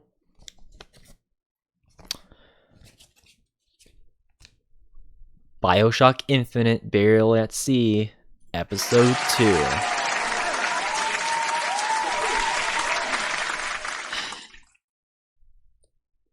If I'm going to be honest, this is probably the best choice out of all of them. You can argue Whistleblower, but I think this is probably the best choice. I mean, like I said, it kind of it concludes, the story with Booker DeWitt and Elizabeth. So, kind of closing that gap. Again, this DLC is super controversial. I'm not going to spoil it for you guys. But let's just say that, again, you either are going to really like this or you're really going to hate this. But you can't deny that it did at least try to do something bold. But in a way that's not stupid and cringy like other recent games. So, yeah. Of course, like I said, it ties in with the previous games in a actually pretty good way, at least in my opinion. So, again, you can have different takes. But even regardless of all that, though, you can at least agree that its gameplay is still as good as it was in the previous expansion, as well as the base game. Because I'm just going to be frank, I think BioShock Infinite, and this is going to be a hot take, but I don't fucking care. I think BioShock Infinite has the best gameplay out of the entire BioShock series. Yeah. You can hate me all you want, but I prefer the more sort of mainstream first-person shooting in this game than I do with the weapon swapping. Not that the weapon swapping I particularly hated. It's just, I don't know. It just admittedly kind of felt like one of the weaker aspects of BioShock 1. If you guys watch my playthroughs, you'll know exactly what I'm talking about there. But I still think this DLC is pretty good, and I recommend it. Anyways, best art direction. Now, this was not a category for this year either, so this one I just made up on the spot. But again, it's going to consist of games we've already talked about before. But let's get into them. So, yeah. These I do consider to be kind of at least the best choices for art direction. Again, it's more visual style I'm looking for. I'm not really looking for graphics. But Child of Light and Banner Saga kind of have a bit of a medieval / fantasy thing going on for both of them. I think Child of Light kind of has a really cool sort of, again, more traditional fantasy look to it, which I can appreciate. I mean, it helps that it is Metroidvania, so it's it's got that going for it. Banner Saga, as you can tell, has a very sort of medieval drawing look to it. All the games have that, and I think it looks so crisp and just kind of true to that particular art style. And that's why I do really appreciate the Banner Saga games, is because they're not only just good strategy games, but they're also just good art pieces as far as emulating that old style Viking medieval look. And that's just such a really cool art design, at least in my personal opinion. So that one gets the win there. As far as Bayonetta 2 and Alien Isolation, again, it's not so the graphics, but more so their representative designs. Obviously, with Bayonetta, it's a bit more akin to something like Devil May Cry, where it's it has a lot of just sort of, I guess, I don't want to say Cthulhu, but just more of a anime god, look. I don't know how to describe it. If you guys know, if you guys have seen like the actual gameplay of Bayonetta, you guys know exactly what I'm talking about. It's like it's more like inspired by like there's a lot of like religious looks for like a lot of the enemies. Like you've got your demons and you got your like angel like entities. Like it's like something like that. Like it's heavily inspired by like mythology, but just sort of in a more modernized sense. I think that's the best way to describe it. Devil May Cry kind of does a similar thing. So, and well, all those designs I think look pretty cool. And then, well, Alien Isolation having that sort of like retro, not really retro future, but cassette like future look to it, where it retains that that late 70s going into the 80s science fiction look that Alien was well known for whenever it first came out, and of course Star Wars original trilogy is best known for. That sort of 70s sci-fi look is always something that I've always thought looked pretty cool, way more than like retro future from like the 50s and 60s with Fallout. I prefer that 70s/80s sort of looking science fiction.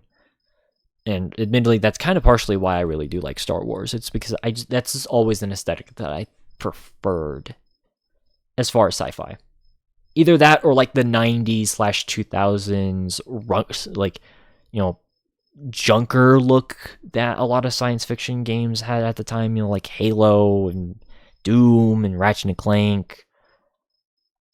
I'd even throw Quake in that equation if you want to throw in Quake. So yeah, like as far as like a retro sci-fi, Alien Isolation looks pretty cool. And then, well, I mean, Shantae has a very anime look inspired by a bunch of other anime at the time, but of course has that sort of Middle Eastern looking flair in a lot of the locales. But also this game, as you see in the name, also has a bit of a pirate motif this time around. And I think that sort of combination, even like, again, even that sort of, junker punk or whatever you want to call it look. I don't think it has like a name. Like, you guys know what I'm talking about, right? Like that sort of science fiction that has like very obviously like, very obvious stuff that looks like it's about to fall apart, but it doesn't. Like it doesn't have a very clean look. Again, it's something like a Ratchet and like an early Ratchet and Clank look, I would say, with like a lot of the guns and a lot of the stuff in that game, or a lot of the early design, like a lot of the look of like stuff from like the human side with Halo, or yeah, like I said, with like, the older Doom games, where it's like, you can tell that it is sci-fi, but it's a bit more just kind of rustic sci-fi.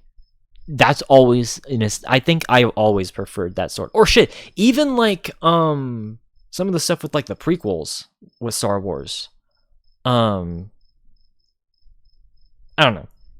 It's an aesthetic that I've always appreciated. So, but anyways, what's the winner? Well, considering my praise for this certain game, and I haven't given an award, it should be pretty obvious what game it's going to be. So, best game, well, the game with, in my opinion, the best art direction, well, goes to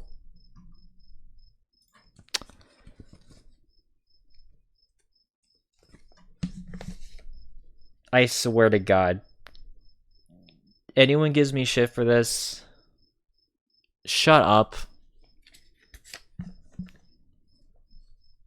Shantae and the Pirates freaking curse.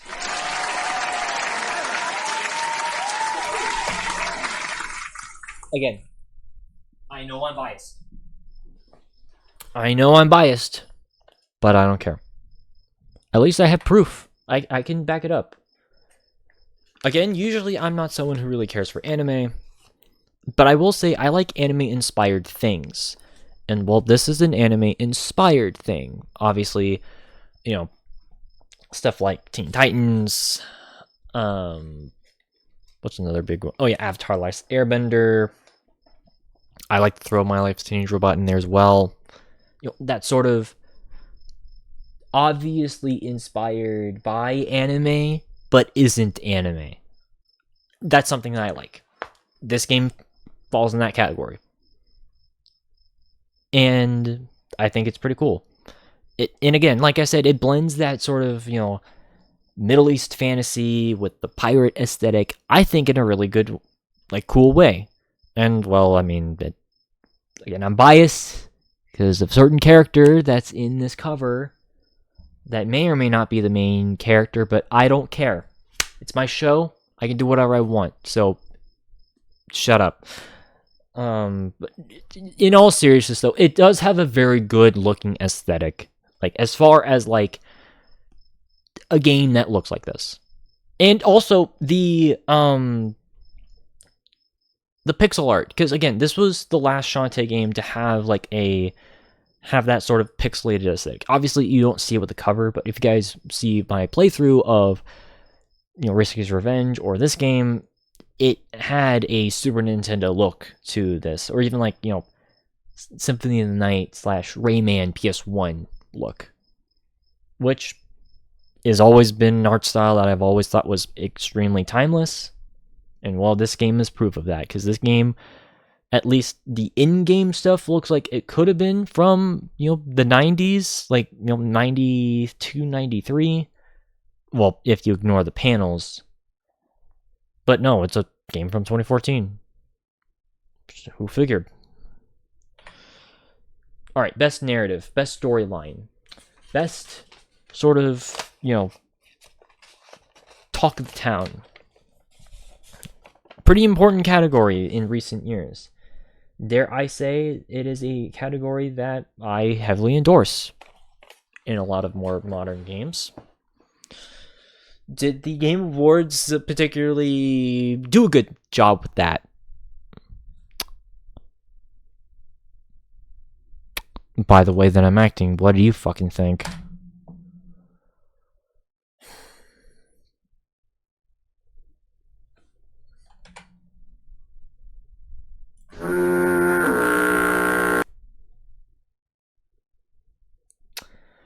Okay.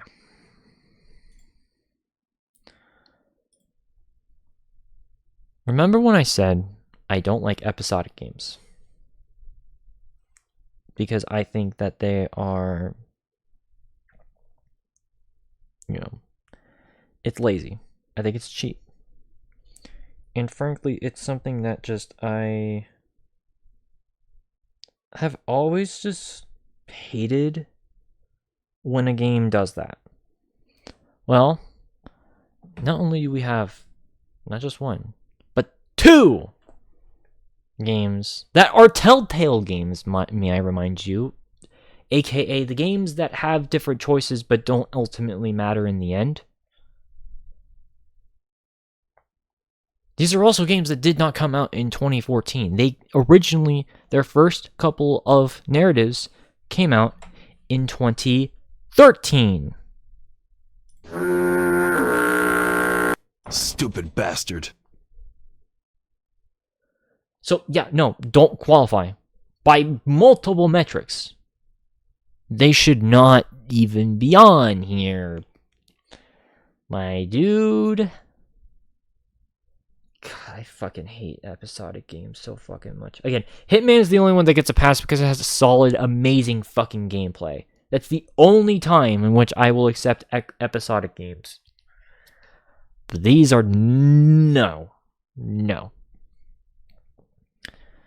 I already ranted about South Park Stick of Truth. I don't think I need to explain that one. And then Valiant Hearts, The Great War. I mean, okay, this is a World War One game, which by this point was actually a pretty rare sight. Not many World War One games were being made because, again, this is pre-Battlefield One and even pre World War One FPS series, whatever they're called. So, yeah, like this is respectable. It's just not really my thing because I am more or less someone who is just more interested in like actual combat based games rather than like the personal life of a soldier, like, which is a commendable thing. This is just a case where it's just I have to respectively disagree. But Wolfenstein New Order, fuck yes. Again, this game story is worth it alone. Holy shit. There's a lot of shit to unpack with this game's story. Oh my god. Oh, by the way, Valiant Hearts won, I'm pretty sure. Yeah, it won, which fair. Not my first choice, although I'd rather pick that over the first three that you see here any day of the week. But I still wouldn't choose it. So I'm going to choose other games.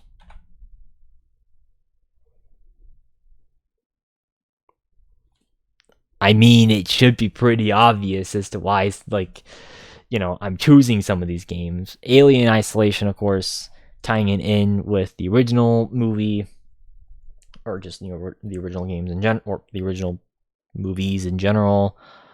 And just that sort of, you know, fear of being able to, like, you know, achieve the mission, but then it going haywire, and sort of learning about what happened and that just sort of emotional break. It's pretty insane. And it does hit home in a lot of ways. So, yeah, no, like, again, I don't want to spoil anything for any of these games. Go play these stories yourselves. But if you want, like, that, then yeah, Alien Isolation, easy pick. War of Mine, another amazing, like, choice, because of the subject matter of it being tied with the Yugoslav wars and just how much of a fucking mess that was. Trust me, if you look up what happened in the Yugoslav wars, it will actually, like, disgust you. It was fucked. It's not really a war talked about nowadays because it really wasn't as big of a focus with the United States. US did get involved, but not nearly to the extent of, like, other countries like Europe. So that's kind of why, at least in the US consciousness, it's not really focused on. But trust me when I say it, the dissolution of Yugoslavia was a rough one, to say the least. And unfortunately, it's kind of why the Baltics, the Balkans, is kind of a bit of an unstable region in Europe. It's because, yeah. But as far as, like, a narrative-driven experience, it'll definitely make you think. And then, well, we got Far Cry 4, which, again, I do think this game has a genuinely good narrative. It's not... Granted, this one's more of just an obligation of having this on here, but I would still argue that it is a solid story. Kind of about, you know, who to trust in general. Like, who's the best person to kind of be around, if that makes sense.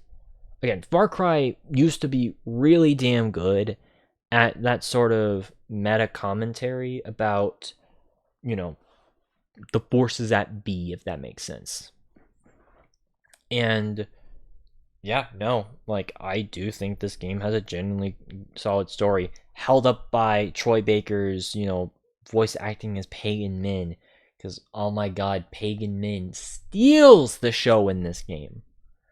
And again, even Ajay, and even just him working with, like, the Resistance fighters, and even, you know, bringing back some of the other characters from Far Cry 3, that was pretty, you know, cool to check out. And of course, Evil Within, kind of, I guess, being more of a visual storytelling game, but it still has a compelling story nonetheless. Just at least wanted to give that one a bit of a shout out. But let's get over the let's go over the winner. All right, best narrative of 2014.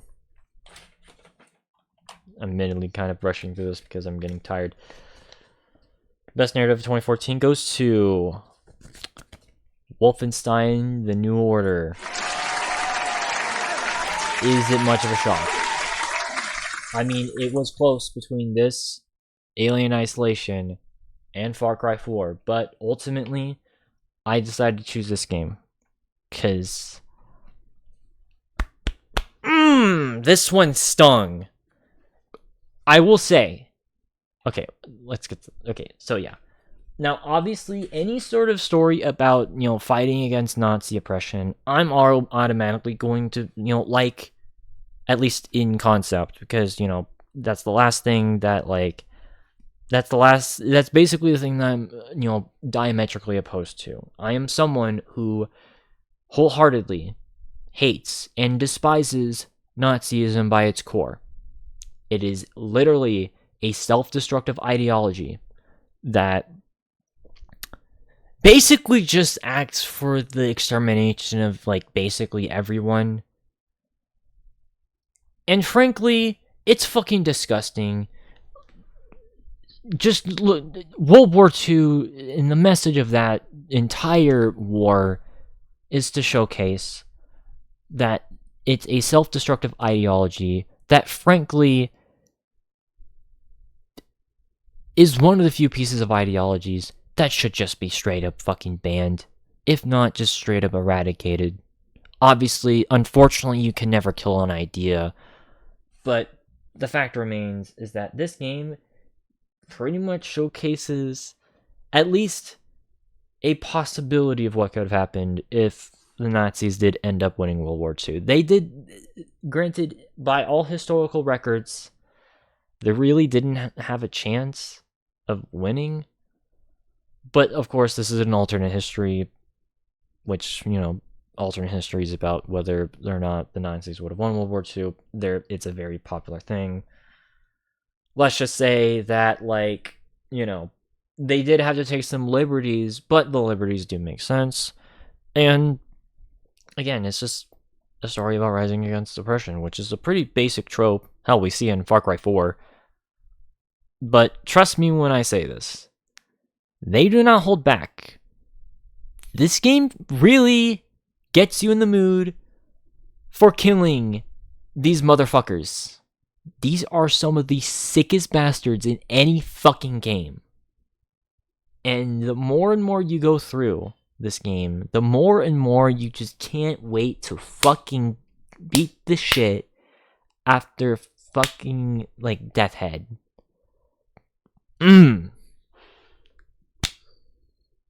Fucking bastard. You thought it was fucked up in Return to Castle Wolfenstein? You have seen nothing with him yet. So yeah, this gets to you in the feels. But as far as obviously, this game makes you angry in a good way, but it also makes you very, sad. Trust me, I will even fully admit, this isn't one of the games that did this, but this game almost made me cry. It almost made the list of games that made me cry. Again, there's only been 4 games that have ever made me cry out of the hundreds of games I've ever played in my life. This was close. This was really close. But suffice to say, although it didn't achieve in that should tell you just how damn good of a story this is. Go check this game out. And, well, truth be told, hopefully in the future, I'll play this game for you guys myself. Yes, I know that Nazi imagery, it kind of contradicts what I said about Bioshock Infinite, but I guess, okay, maybe I'll play Bioshock Infinite for you guys at some point. I don't know. I'm a bit iffy because that one has just blatant racist imagery. This one doesn't have that. It just has Nazi imagery. So it's Although, again, I've been playing a lot of World War II games in general, so it's like, it doesn't really matter at the end of the day. You get my point. But this game is amazing. Go check it out. Which, of course, leads us to Game of the Year. Best game to represent 2014. Did the Game Awards actually choose good representatives? Actually, kind of. I don't think I need to explain Shadow of Mordor and Dragon Age Inquisition. Those games are two games that absolutely deserve to be, on here. And frankly, I consider to be some amazing games to come out from 2014. And frankly, Bayonetta as well. Like, I do think Bayonetta 2 in its own right is a pretty good game, and I would definitely recommend it if you guys like hack and slash. Dark Souls 2, though, again, this is not coming from someone who's a diehard Dark Souls fan, but is coming from someone who knows diehard Dark Souls fans who don't like this game.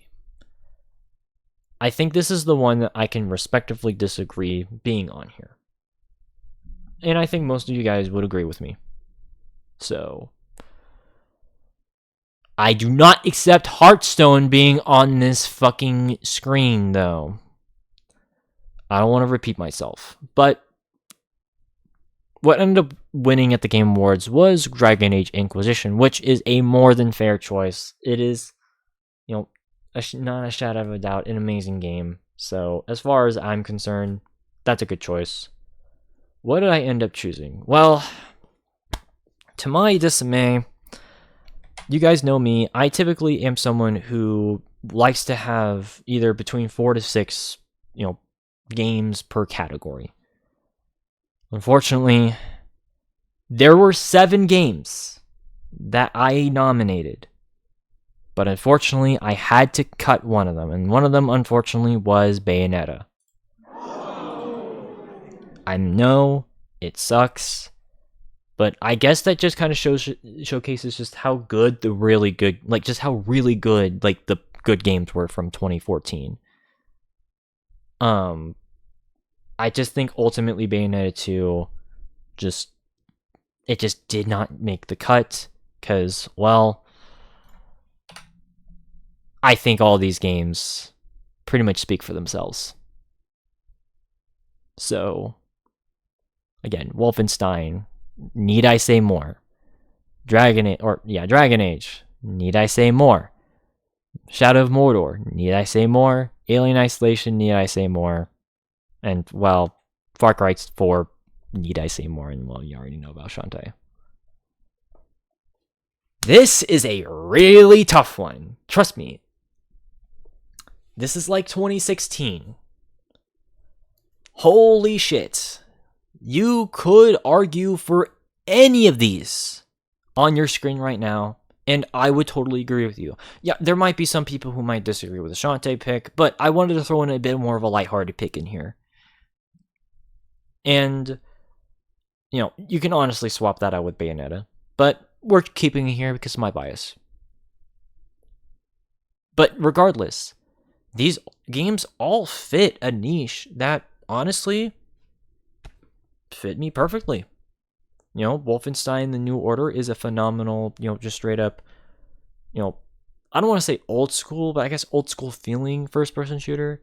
I don't like calling it like old school shooter because it's really not. It just has elements of old school level design, but with a lot of the stuff that we're used to in more modern games like aim down sights, reloads, stuff like that.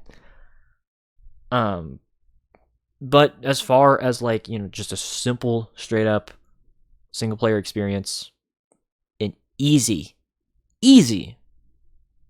contender right there. But then you also have another first person shooter here with Far Cry 4, where, it has an amazing open world experience with, a phenomenal villain who actually you kind of start to care for As like, Pagan Min has a bit of a point. He's not like a complete psycho, like entirely. So at least in comparison to someone like Voss. So like, again, it's that yin and yang. Whereas Wolfenstein New Order has a villain that you absolutely want fucking dead. You actually have a bit of a sympathy with Pagan Min. And again, just that, another really compelling resistance story, and just, again, compelling gameplay. And also that, that level editor that is something that I always love when games introduce. So there's that. And then, well, you've got Dragon Age Inquisition representing the RPG category with its phenomenal sort of, gameplay mechanics and its, world. It's the fact that it's a fantasy game. There's a lot of things to praise about Dragon Age Inquisition. And then, well, Shadow of Mordor, another fantasy game, but more on the action-adventure side. Taking more of a grounded, I guess, in loose terms, approach. Having a bit more of a darker Middle-earth tone. And it's, phenomenal recreation of one of my favorite fictional locations in all of media. But then Alien Isolation, which represents the horror crowd of 2014, and just the fact that this game was able to be another licensed game alongside Middle-earth Shadow of Mordor that can prove that a license like this can work in video game form, and made by a company that is known for strategy games nonetheless. And shit, even Shantae, Pirate's Curse, having a bit more of a lighthearted tone and, representing a bit more, not really like an indie, because it's not an indie game, it's a AA game, but still having, that sort of indie feel, I think is a better term for Shantae. And just having that, like that sort of, old school 90s to 2000s era, Metroidvania style that was popularized by Symphony of the Night, and just kind of representing a bit more of a lighthearted experience that anyone can enjoy. Well, rated T for, well, let's just say very suggestive farts. You guys know. But still having enough heart for its story to still be compelling enough to where you want to finish it. So, and just having amazing bosses. That is one thing that, like, is also amazing about Shantae, is that it has so many damn good bosses. So, yeah, this one is tough, but I did ultimately choose a winner. Now, no matter what I choose, I'm going to piss people off. But, well, I ultimately had to choose one. And, well, if I'm going to be honest, it actually might be my favorite game in this entire list, and it honestly has grown to be one of my personal favorite games of all time. So, like, even in recent years. Which, well, I'll let the thing go. Oh boy. This is going to be a tough one for me to talk about, but we're going to do it. The final award of the night. The game of the year of 2014 is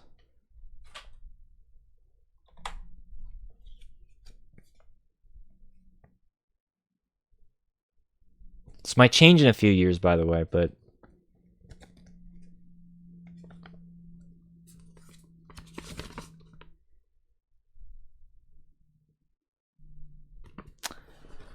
Shantae and the Pirate's Curse.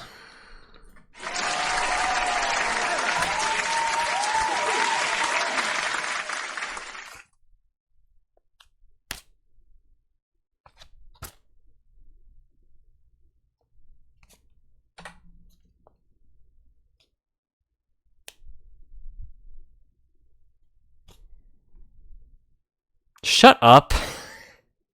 Okay. Some people are probably crying right now because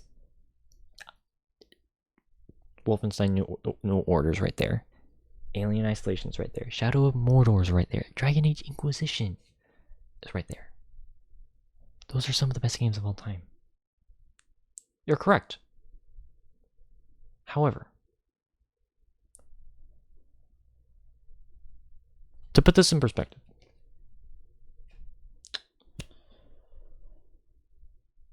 Shadow of Mordor is an 8 out of 10 in my opinion. Dragon Age Inquisition is also an 8 out of 10 in my opinion. Alien Isolation, 8 out of 10. Far Cry 4, 8 out of 10. Wolfenstein, 9 out of 10.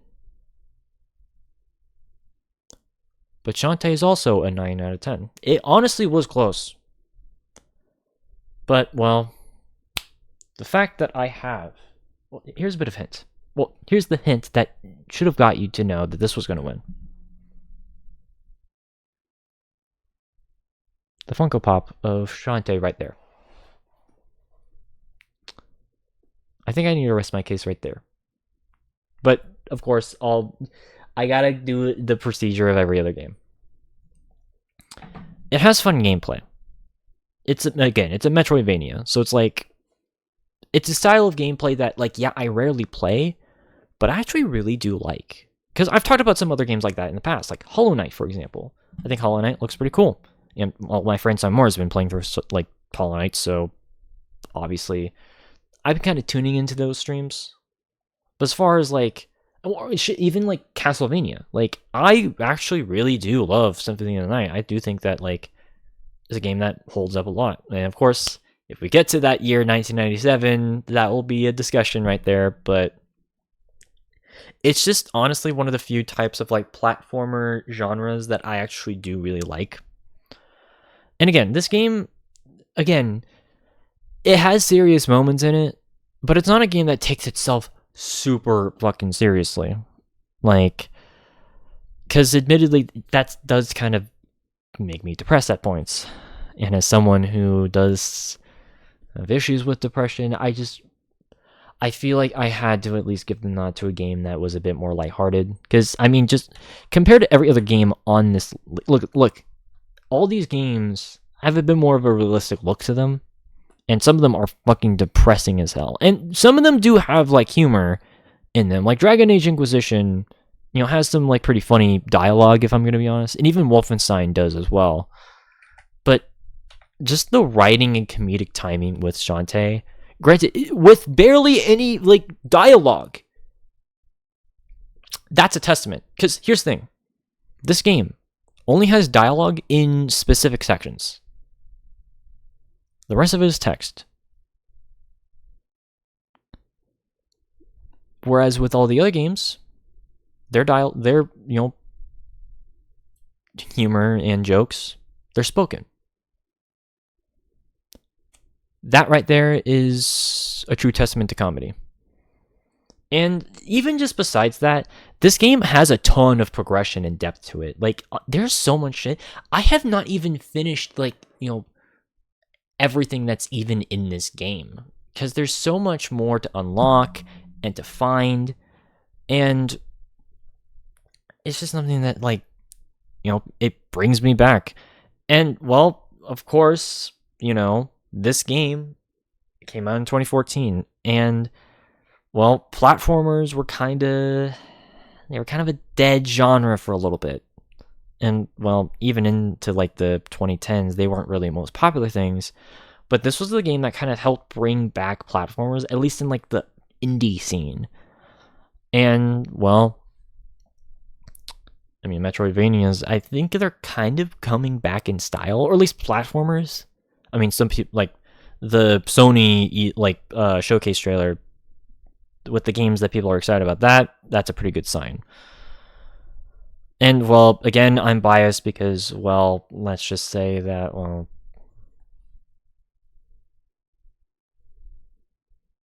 I mean, Shantae, I'm not gonna lie, was kind of a big, In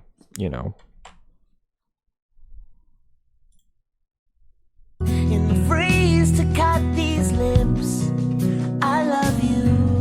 He was a character that helped me kind of cope throughout high school and even into my college years. So it's like, at the end of the day, it's like, it felt wrong for me to like have Half Genie Hero only win one award, but then not have Shantae win like a game of the year. For spoilers, by the way, for 2016. But I do think this is probably the best game to have that for. So, and again, even besides that, I think this is probably the best game to represent 2014 anyways, because again, this was around the time when like indie games were starting to become a big thing. Granted, again, I don't really consider Shantae an indie game in particular, but it is a game that sort of, you know, helped shape a lot of what other indie games would become. So, but yeah, I'm not going to ramble anymore. At this point, this is my final decision, and you're not going to change my mind. This is the right choice? You're wrong. Not really, but you get the point. So, let's recap, shall we? Of course, best game by a new studio was Insurgency. Best action adventure went to Middle-earth Shadow Mordor. Best RPG went to Dragon Age Inquisition. Best shooter game went to Wolfenstein New Order. Best sim strategy went to Tropico 5. Best multiplayer went to Mario Kart 8. Best DLC went to Bioshock Infinite Burial at Sea Episode 2. Best art direction went to Shantae, Pirate's Curse. Best narrative went to Wolfenstein New Order. And of course, the game of the year went to Shantae and the Pirate's Curse as well. As far as top 10 favorites, these are my personal choices for the top 10 games of 2014. You know, Shantae, Shadow Mordor, Alien Isolation, Far Cry 4, Dragon Age Inquisition, Wolfenstein New Order, Insurgency, Tropico 5, Divinity Original Sin, and Sniper Elite 3. Though you can flip-flop that one with Bayonetta 2, if I'm going to be honest. And, well, last but not least, let's not forget about the games that do not qualify on this list, but I admittedly kind of have a bit of a soft spot for anyways. So, alright. Thief, 2014. Remember this reboot? Well, a lot of people didn't, but I did. I thought it was cool. Granted, yeah, it was derivative of Dishonored, but I thought it was cool. And then we got not the Lego Hobbit, Lego the Hobbit. I know it's because of just the name, like it's the Hobbit movies, but it's like, come on, man. Okay, and then we have Watch Dogs, which honestly, if I'm going to be honest, I was sort of this close to adding it, but it just did not feel right to add it. Yeah, it's a staple of my channel. You guys seen me play through this a lot, but it's like, is it the best game in the series? No. Is it really the best open world game out there? No. Is it a terrible game though? Fuck no. I had fun with it, and I hope you guys did too. And well, Goldie's gonna be pissed at me, but I mean, I kind of like The Sims 4 at least a little bit. Like, oh, come on. You can at least appreciate the character customization. Like, and you don't have the guts to kill me. Yes, I am well aware. This game has horrible monetization. Like, honestly, it's the worst example of a game that has excessive DLC that I've ever seen. It's actually depressing and sad. Like, I will never defend that. But as far as like character customization and house building, that is what this game does best.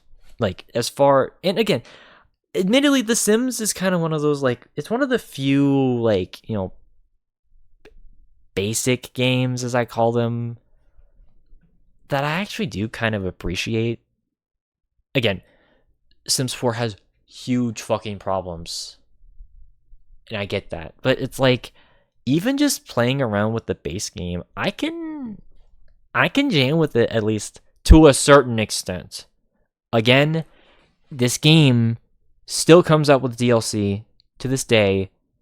It's been 10 years, and they have not thought about releasing anything other than the base game for free, which that's a big L in my book.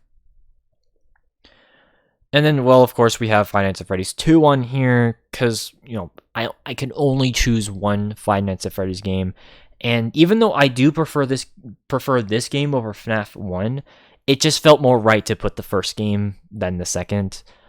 And also, people have issues with like this game's gameplay. I do as well. I just prefer this location, and I prefer the animatronics in this game overall. So, yeah. And then, of course, well, Master Chief Collection.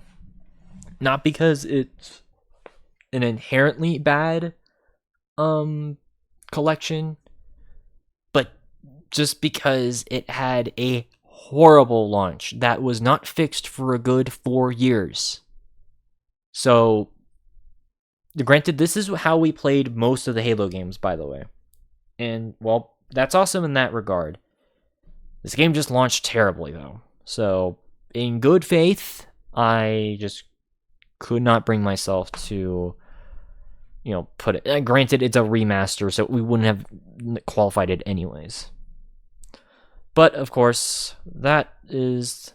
And by the way, I just realized, like, Five Nights at Freddy's is as old as fucking Watch Dogs. That's fucking weird. Like, I don't know. That's so fucking weird to me. I will never get used to that.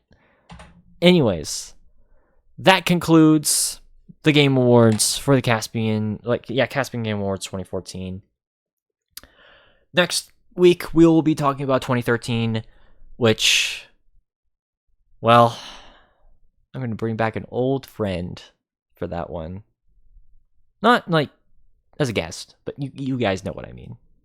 If you know, you know. But, of course, that's going to be it for tonight. I hope you guys did enjoy the stream. If you guys did, make sure to hit that follow button down below and turn the bell icon so that you'll be notified exactly when I'll be streaming. While you guys are at it, make sure to check out the links down below, specifically Discord, SoundCloud, and YouTube if you're watching that from there. And if you guys haven't already, you can also hit that subscribe button. If you can't necessarily do that, that is completely fine. I'm just glad that you guys took the time to watch this. But regardless of all that, though, make sure to share the stream to other people as well, and continue to be awesome people in the process. But until then, I'll see you guys on the next one. Till then, have a good night.